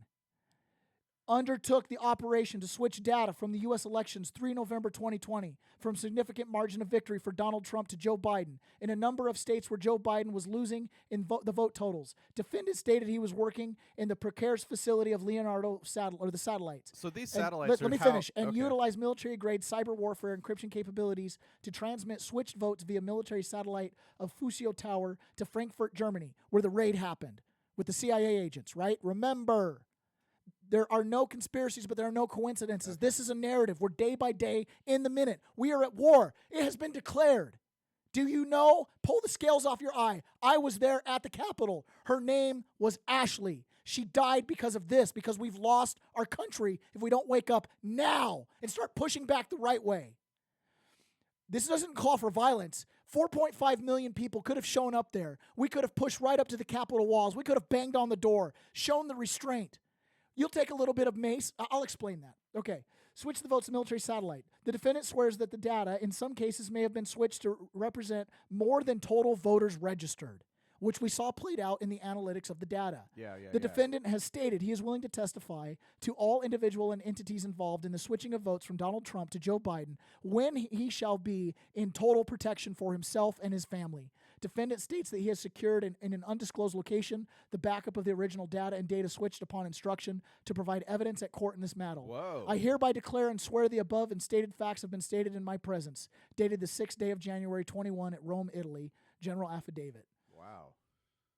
That came in on Christmas. You didn't know that? No, wow. That broke the night before the protest. So we showed up at 6 a.m. knowing that had happened, hoping that maybe Congress would, maybe Pence would, all these challenges, and they would hear the evidence, right? Yeah. Got to hear the evidence. Yeah.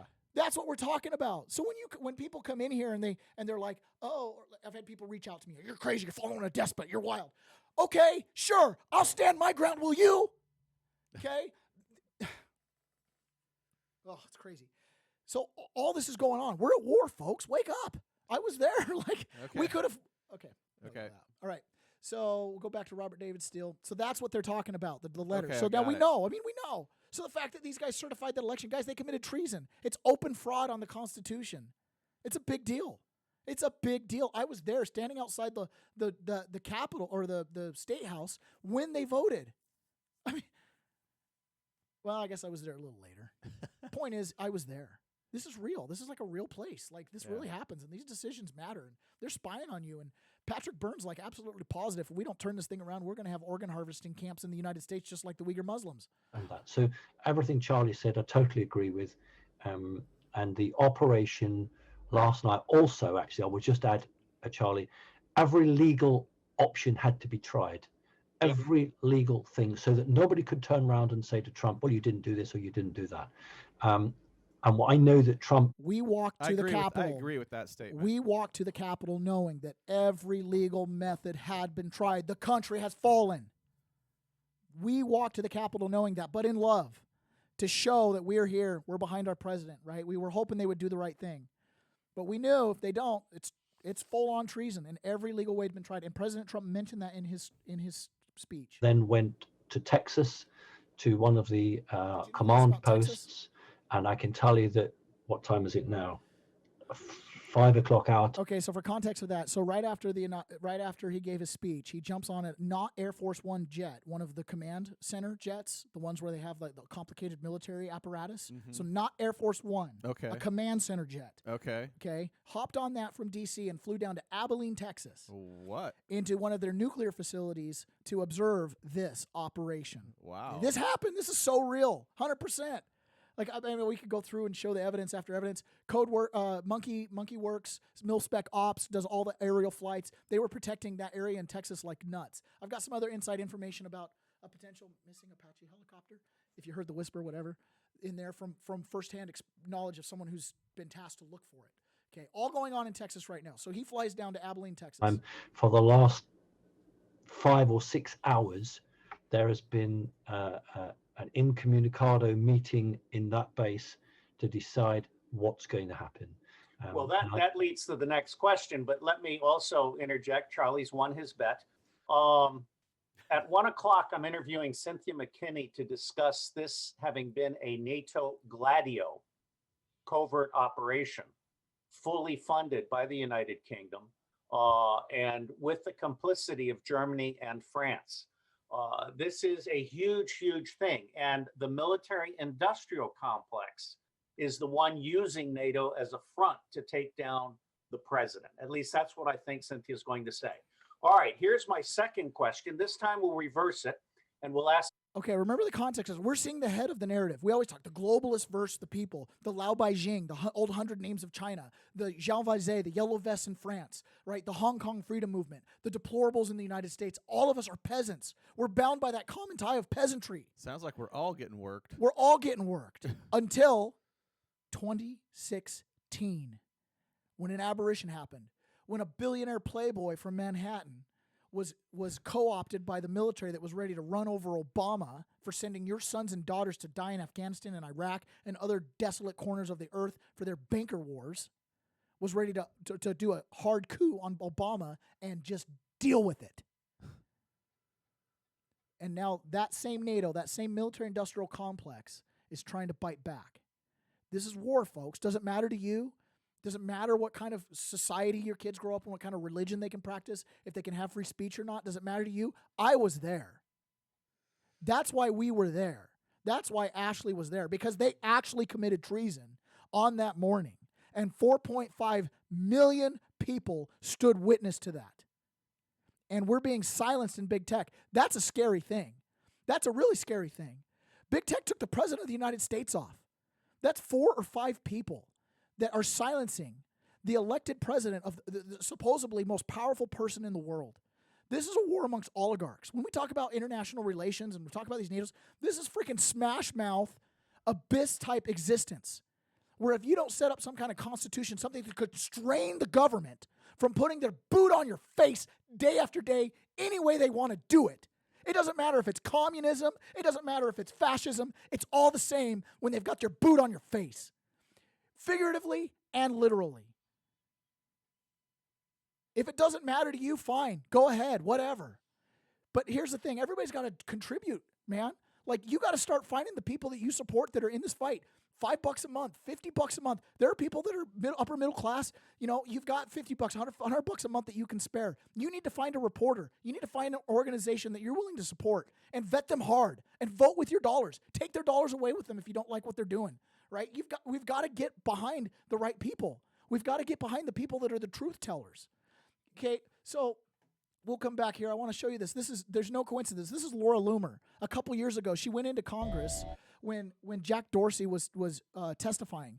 This is, and she talks about the censorship. Take a listen. Mr. Dorsey, you are lying about censoring conservatives. You were caught on tape by Project Veritas, shadow banning people. She is well within her rights here. Keep in mind, this is Laura Loomer. She just ran for Congress. Mm-hmm. She's got a little something to say, a little question to ask that nobody seems to want to ask Jack Dorsey. Okay? These are the people you need to support. The people that are willing to stand up and speak in the crowd that can't be shamed because they put on the armor of God, which is truth. And they're willing to speak the words that are hard to hear, that cut both ways. This is what we need right now. Honesty will save this nation. This is a truth speaker that's been depersoned. She's got no social media platform. She can't write Uber. She can't bank at Chase. She can't go to Bank of America. She's been banned from everything. She's the most banned woman on the planet. She's basically got a Parler account. This woman a couple years ago stood up and did this. Censoring people. You censored me. You censored Milo. You censored Chuck Johnson, James O'Keefe. You even censored President Trump when one of your employees deleted his account for a few minutes. You are censoring conservatives, and I'm asking you, President Donald Trump, help us. Please help us, Mr. President, before it is too late, because Jack Dorsey is trying to influence the election, to sway the election so that the Democrats can steal the election. That is why he is censoring and shadow banning conservatives. You are a liar, Jack Dorsey. You are a liar, Jack Dorsey. You unverified me on November. You know, people like... What a great tactic. You know what? There's a lot of people close to me that would look like that and they'd just be disgusted. That's not the way to do it. You can't do it that. You can't. There's better ways to do it. Oh, okay. Let's hire an attorney. Hey, let's go to court. Let's petition the Supreme Court. Let's do that. How'd that work out for us? Yeah. Hey, can you have any of those suggestions to use the institutions that are decaying and crumbling and corrupt of all sorts of manner and means to try to fix these problems against these people that are so rich that they can silence the president of the United States, the guy who walks around with the nuclear codes? Yeah. Just wake up, folks. Why were we at the Capitol? That's why. I'm so glad we had the support we had from all around the country. I know people were pulling their hair out, but the truth tellers are out there. The truth tellers brought us there, and they're being pinched. We've got to break free. We've got to talk. I mean, people, you got to turn off the mainstream news. Start directing your dollars to the people that are willing to tell the truth. This woman's been out there for years begging people to stop. We wouldn't be here if people had listened. I understand that senator that's shouting away, I don't know if he's Democrat or Republican, it doesn't matter. I get why he's doing it. He doesn't think it's appropriate, whatever, but you know what? They're not asking those questions. Mm-hmm. And so she went and stood up. And you know what? She said, you're still not asking those questions. I'm going to run for Congress so that I can ask these questions because there's nowhere to get a freaking redress of our grievances. November 15th, 2017. Officer, will you escort this young lady out, please? Stop the bias. We are conservative Americans, not Russian bots, Jack Dorsey. Stop the bias. And that's how you civilly disobey. Now, you know, they punished her, they dehumaned her. But you know what? She spoke the truth. But she sleeps good at night. Back to our fun. Simon to answer first in 3 minutes. What's going to happen between now and the 20th of January? If the same people that convinced Trump to stand as president, if they are as good as their word and they don't betray him, then there will be an executive order, there will be martial law, there will be arrests, and President Trump will be reset for another 4 years. I did that within 3 minutes. Yes, you did. And I tell people, let me say to everybody, I worship these two guys in a manly way. And you absolutely should be following them. And you should also be embedding their BitChutes, not their YouTubes, because the YouTubes are going to go gray one day. The BitChute, where the CEO is my personal friend, we may build Web 3.0 around BitChute. If people are looking for a place to invest money, that's the place to go. See, this is the bigger picture. We got a plan to break free of the system. Yeah. Because it's crashing. It's crashing because it's run by pedophiles. Pull the scales off your eyes.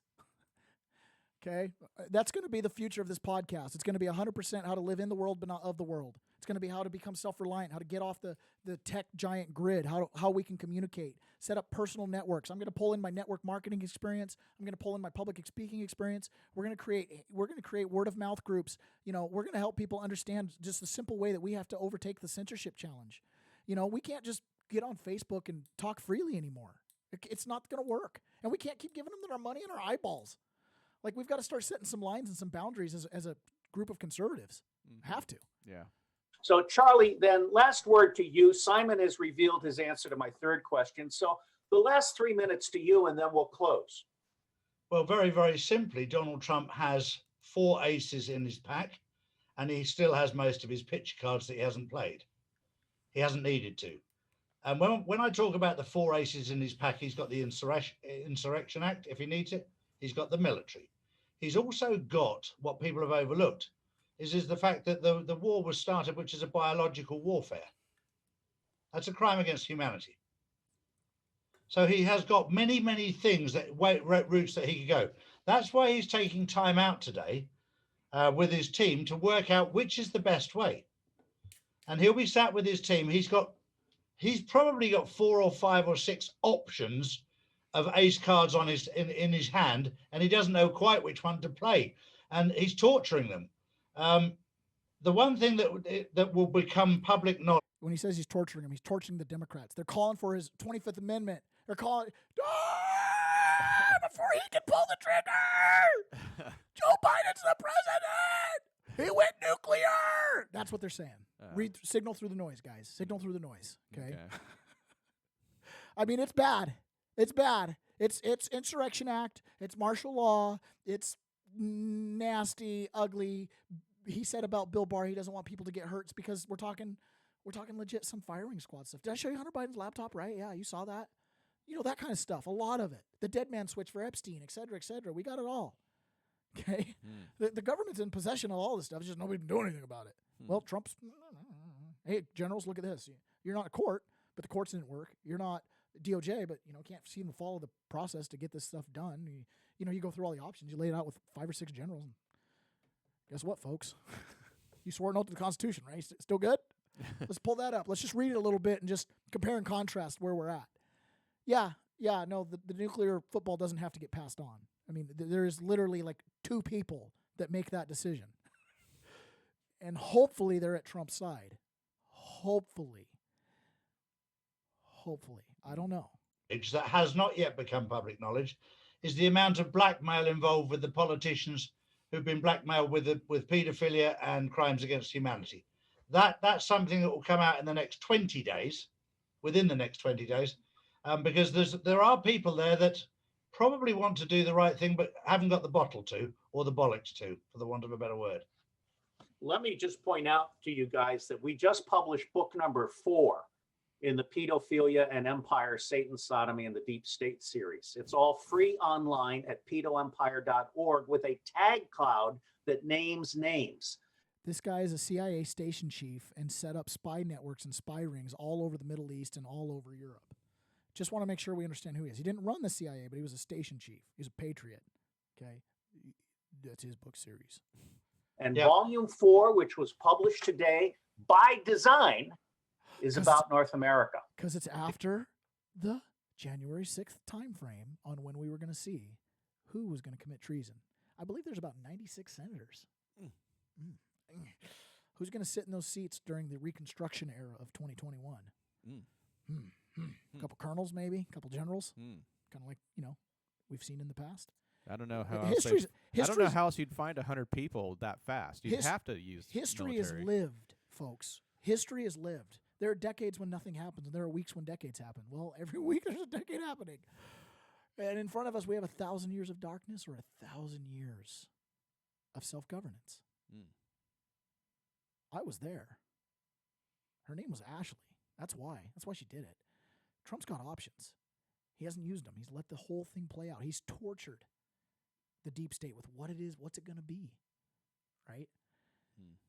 And now we're here. So what we see between now and January 20th, I mean, all options are on the table. I know a lot of people are shaming us for being at the Capitol and storming the Capitol and being suckered into moving inside. You know what? You weren't there.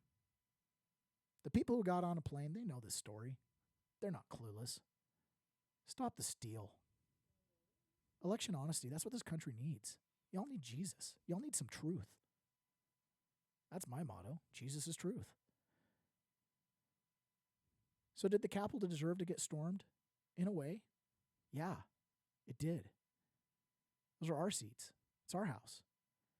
You just took our Constitution and threw it on the floor. You just ripped it up like Nancy Pelosi ripped up Donald Trump's speech. Same people, same disdain, same people. How do you get rid of these people? They never do the right thing. It's all show. It's all political theater. It's all fake. You know, when I was walking around D.C., my first impression, I was so excited to go to D.C., right? Never been.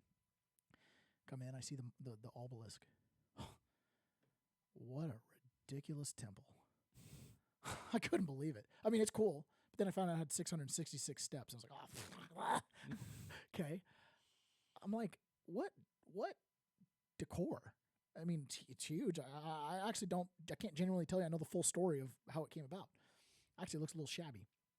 You know, I see all these other monuments, and I'm walking around town. The Kennedy Center is like, oh my gosh, this thing is unbelievable building. At one point, I'm walking. It's a little after dark. I'm trying to catch an Uber, so I'm walking like 10 blocks to get to where it's not barricaded, where cars can be again. Because at this point, it's curfew time. But you can't get out of town.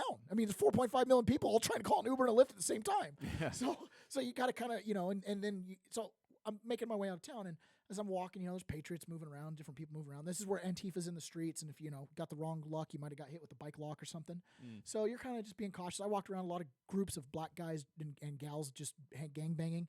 I don't think they even gave a crap that we were there, but I wasn't going to mix it up with them. They were kind of pushing and shoving each other. It's just whatever, nighttime life in D.C., I guess. But anyway, so we're walking by, and these guys like, look at this fire hydrant. So the fire hydrant comes out of the ground. It's like bronze plated, kind of looks gold. It's all buffed. You look up and down the street. There's all these beautiful fire hydrants on the wall. Super. I'm like, this city is decadent. Decadent. I mean, all these buildings. I know what goes into these buildings. I mean, some of these slabs of marble on the front of these buildings. I'm like, good heavens, what mountain did we carve this off of? I mean, where did they source these materials? This is a swamp. This is so much money. And here's the thing, folks. If you understand how money works, none of that money was made in D.C. None of that wealth or value originates in D.C. That's all grift from the 50s. It's just accumulated. It's unbelievable. The decadence in that city numbs you to the sweat that it takes to just grow a carrot. Like, these people are numb I look at that city and I think, you got to break this up. You have concentrated way too much money in a city that doesn't produce anything but ethereal deals and handshakes and corrupt schemes and stuff like that. There's no self-governance here. They just tore our Constitution in half. So much election fraud. Fraud makes it all. Joe Biden is not a legitimate candidate. Anybody who's done 2 minutes of research can figure that out.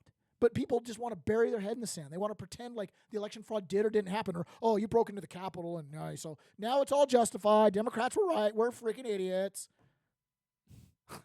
No, that's laughable. Okay. I never planned it this way, but this is one of the president's aces. We're going to make a movie. Let me end by just saying, God bless both of you. I think the world is a better place for having you both in it, and I'm honored to know you. At least there's 2 good people in England. Thank you. The problems is more in MI6 than MI5. Correct. That's my view.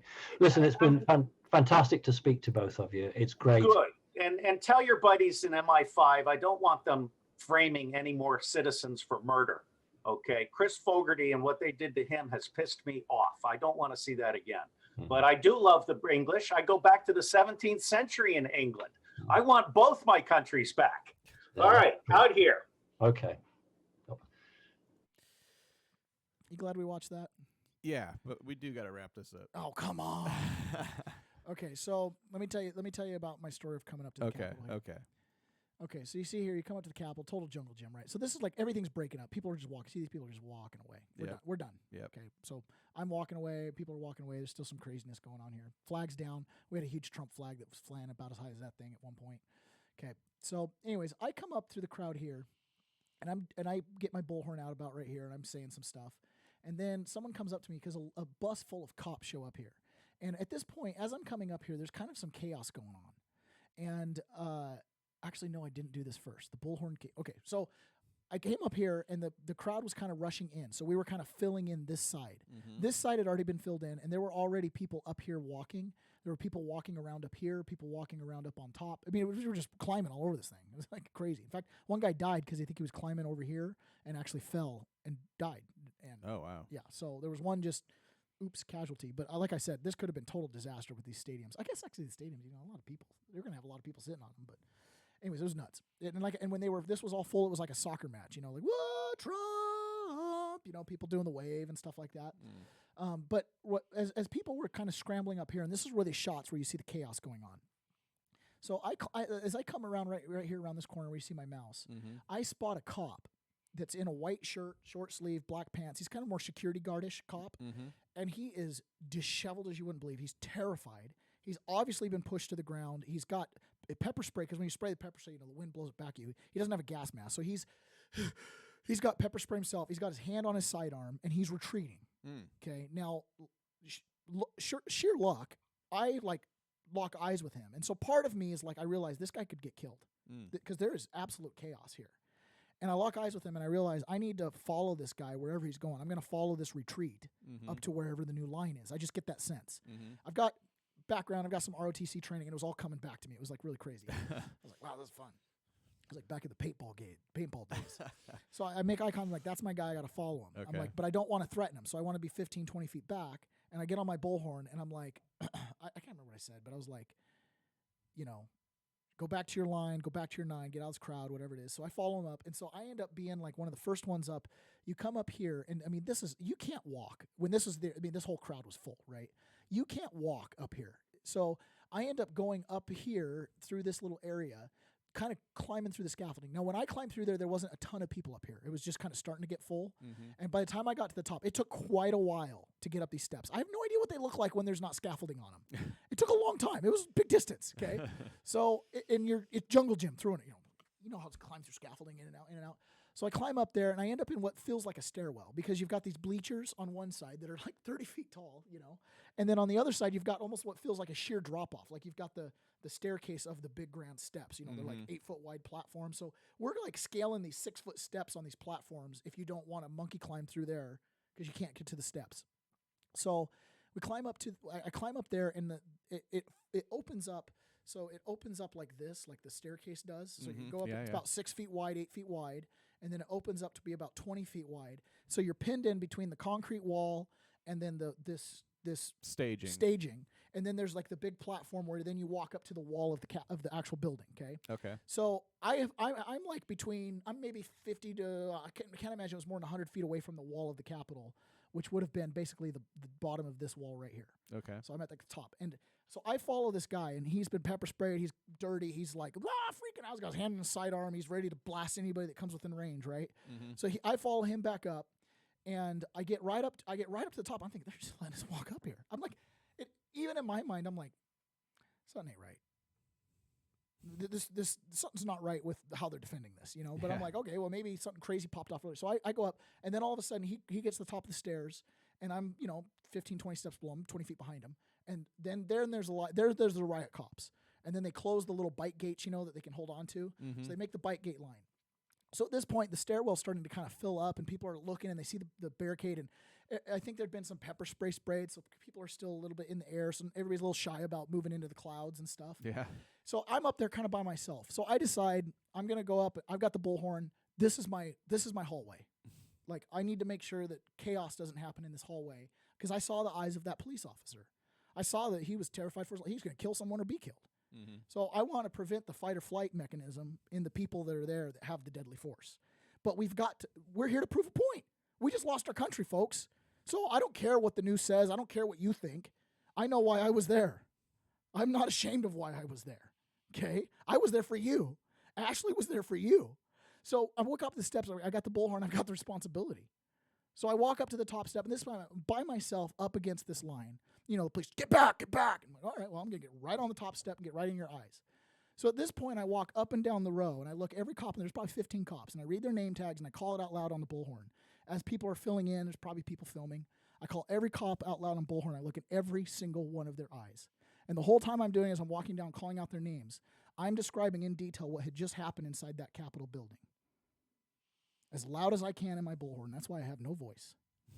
I talked about Mike Pence. I talked about the election fraud. I talked about everything that you hear on this show daily. Mm-hmm. I said it just like I say here, as passionately as I could up there to their faces, looking in their eyes, letting them know that we're here for our redress. I said that to them because the courts have failed us, because our political leaders have failed us, because our states have failed us, because we're just being failed left and right. So this is it. This is our redress. So at this point, we know the Capitol's been breached. We don't know what's going on, but we're here to push up on these walls. And I see a line in front of me, and I look in all their eyes, and they're good people. And I probably talked there for about 10 or 15 minutes as the area filled up and people started to come up and congregate and get the guts to stand up on this line, because obviously we're at the moment where you're going to have to push forward if you're serious about this. It's one thing to stand there and say kumbaya, but see, this is symbolism. I need people to understand what it means when you push up on one of these lines. These are the people that are there that are being paid by those politicians to protect their lives. So when you as a crowd walk up and you push on a gate and they throw pepper spray, that's fine. But what that symbolizes and you come back and get pepper sprayed again and again, and you push a line and you do it you're telling the Congress members inside they're not safe, right? That you've got the numbers. That's the pressure, okay? It's not, and this comes into the civil disobedience too, and I need people to understand this, and this is where I felt my calling right there. I was like, people need to understand, when Martin Luther King walked, people got sprayed with water hoses. People got dogs sent on them. The difference is what you do when the hitting gets started, right? The difference is how you incite it. It's one thing to occupy space. That's what we were there to do. It's one thing to come up and send a message. That's what we were there to do. It's one thing to get pepper sprayed when you're defenseless. Because when the cops pepper spray you, it's because they feel at risk. The people protecting the politicians are feeling at risk and need to deploy a deterrent because they don't have the numbers, they don't have the strength. It's a symbol. It means something. Just because pepper spray was deployed doesn't mean something was done wrong by the protesters. It's about what happens all around that. We have to have leaders that are willing to stand up on these gates and protect the front lines so that we stand with truth and righteousness. We had a right to be there. We were supposed to be there. I was there, okay? So I stood up on that line. I looked every one of them in the eyes. I described exactly what had taken place in our Capitol. And once I had the force and the power on that stairwell, I looked back and I probably had 150 people tied into this cram thing. It was sardines for Trump all over again. And we've got pepper spray in the air. At one point, someone on this scaffolding up here on top, this right here, you would have been looking down on us in what I call the the hallway. Okay.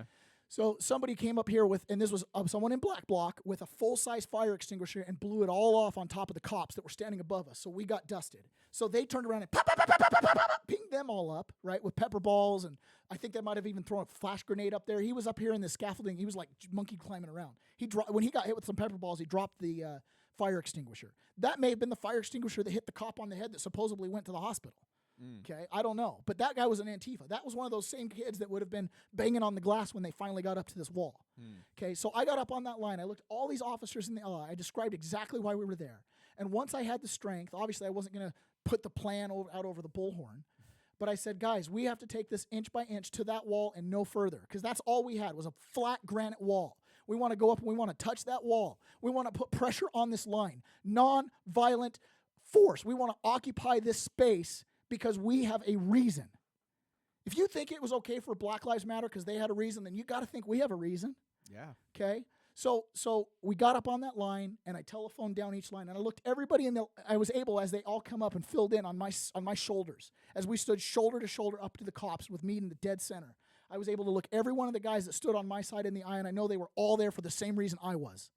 They weren't there for violence. At one point, somebody did throw a water bottle up over us into the line, and we ejected that person the same way. With my bullhorn, I yelled for his expel from that hallway, because that's not why we were there in that hallway.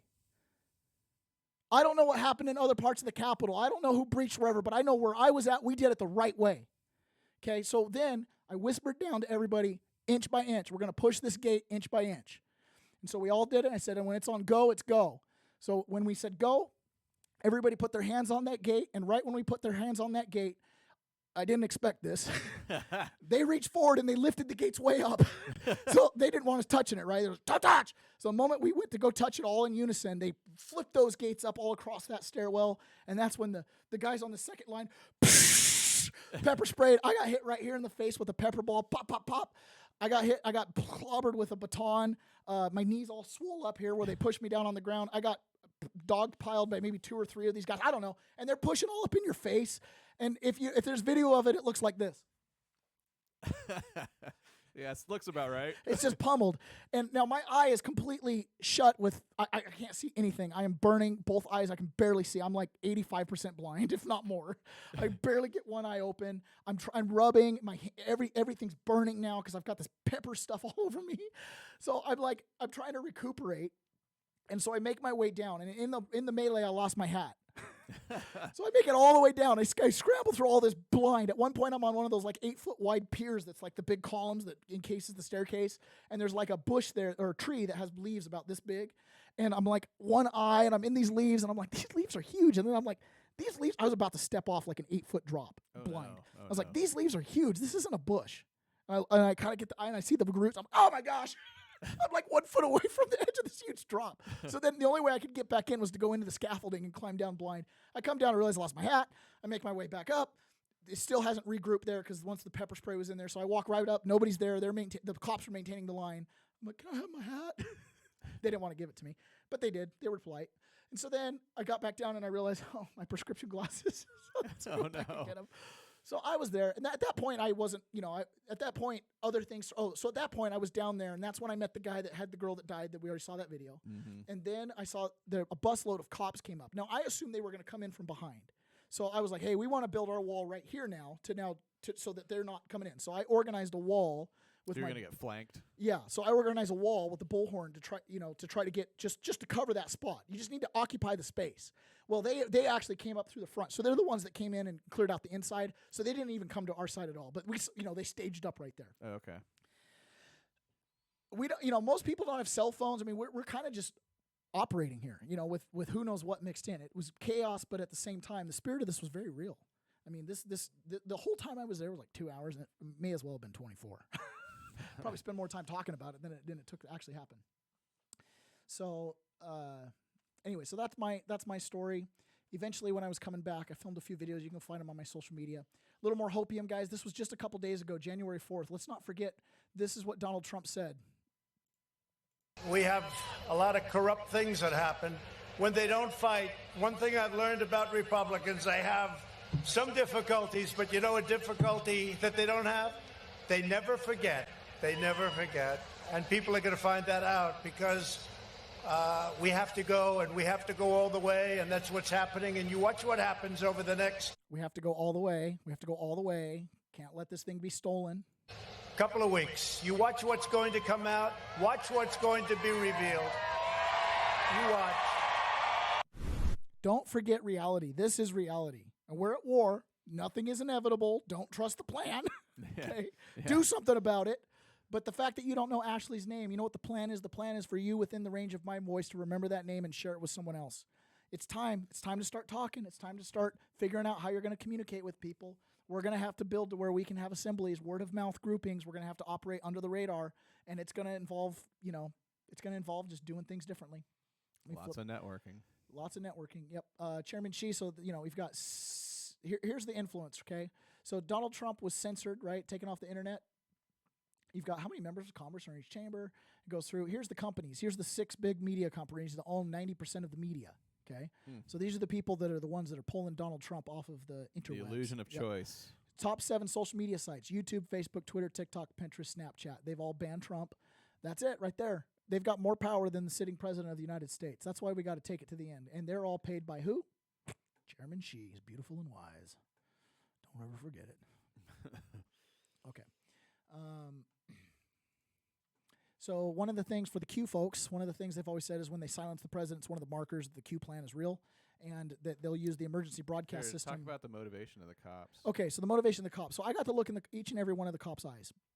And at one point, as the crowd started to siphon in, I was right in front of one single cop, and I think her name was Garcia. But I was right in front of her, and so I just kind of locked eyes with her as I was kind of going through what was happening as the crowd was filling in. And she had a gas mask on, so I couldn't see her face, and she kind of had a little bit of a dead-off stare.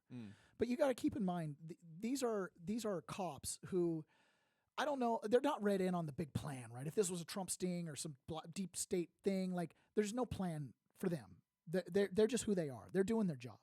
And you've got family that are police officers. I've got family that are in law enforcement. These are human beings. These are our brothers and sisters. Oh, absolutely. Okay? Yeah. So they're just doing their job, and they cash a paycheck, and they've got their loyalties. But at the end of the day, violence is violence, right? So they got to protect themselves, and that's what they're mostly about. They're going to protect themselves. They want to go home at night. They're going to protect themselves with the pepper spray before the baton, before the gun. Okay, Yeah. so they've got an order of doing things, and so you want to put pressure, and you want to have as much pepper spray as possible. Yeah. Nothing else. Yeah. Ideally, I wouldn't have been hit with the baton, but nonetheless, because it really hurt. I'll bet. So I'm looking into her eyes, and as I'm talking, I can see I'm just locked eyes with her, and she starts shedding tears. She's on our side. This was treason. She doesn't like where she's at, right? She doesn't like where she's at. Man, that's horrible. She had to do this all summer long with BLM, and now she's got to do this with us, where she probably would like to turn around and help us. Which, if that's the case, and that's what they thought they were doing, maybe that's why they were letting Trump supporters in. Maybe the Capitol Police is a little more conservative than we think. Who knows? Okay, if you got more to say, you okay. So get to it, and we got to wrap up. FCC is saying that they're reminding the FCC people who have to give out the emergency broadcast system stuff. When you do it, you have to do it. You can't censor the president if he has to talk to us again. And then last thing is Ron Coleman. This is about doing things differently, and we'll expound on this on our next episode. Is the plan going forward and how we have to do things differently. Good morning, America. This is one of the president's kind of working attorneys. Going forward. I was wrong about so many things, including a lot of things I gave you encouragement about in these little videos. I didn't really appreciate just how bad. So he's one of the attorneys that was trying to prove the fraud and demonstrate the fraud to the Congress, and he was hoping that they would get the votes yesterday and get Mike Pence switched over. He's one of the ones that wrote some of the essays. He's a constitutional lawyer. The essays about the permissibility of Pence doing what he did, and he's like, "Come on, guys, they're going to do it. We're going to pull through." He was on that side. Okay, so the Q folks are all like, "That's going to be the military. There's no way to do it without the military." Okay. And he's over here going, no, guys, we can do it with justice. So we have to reconcile the two groups because they're both voting for Republicans. You've got these guys who want to do it institutionally, and then you've got, the 1776 Patriots are like, screw it, we're at war. Okay, so you got to reconcile the two. So January 6th was the moment of reconciliation, and that's what he's recognizing here is, boy, was I wrong. God, so bad they would let it get. Just how many people could be so wicked. I was a schmuck. We're not going to be schmucks anymore, are we? I don't see how we can, right? There's not really that option. You know, things are going to have to change. Things and our attitudes and our whole relationship with the system are really going to have to change. I'm prepared to change them. Now, my ability and enthusiasm for changing them is pretty limited by my lack of wealth, by my age, by the fact that I'm a lawyer, which makes me very much a part of the system. So I won't be throwing any bombs. I won't be joining any coups. But this isn't going to work. We're going to have to change the way we communicate, change the way we organize, change the way we think. This might be the last video of mine you ever see. That's why I'm doing it so early. Who knows when they're going to ban me today or ban you? Who cares? We've done everything we can. I know I have, within my meager abilities.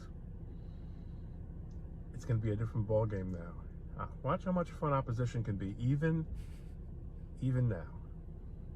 Have a great day. He was a schmuck. Polish resistance, French resistance, we're there. This is the American resistance. Hopefully President Trump, just sweeps this thing up and just does it, right? But more likely, we're going to have to do it.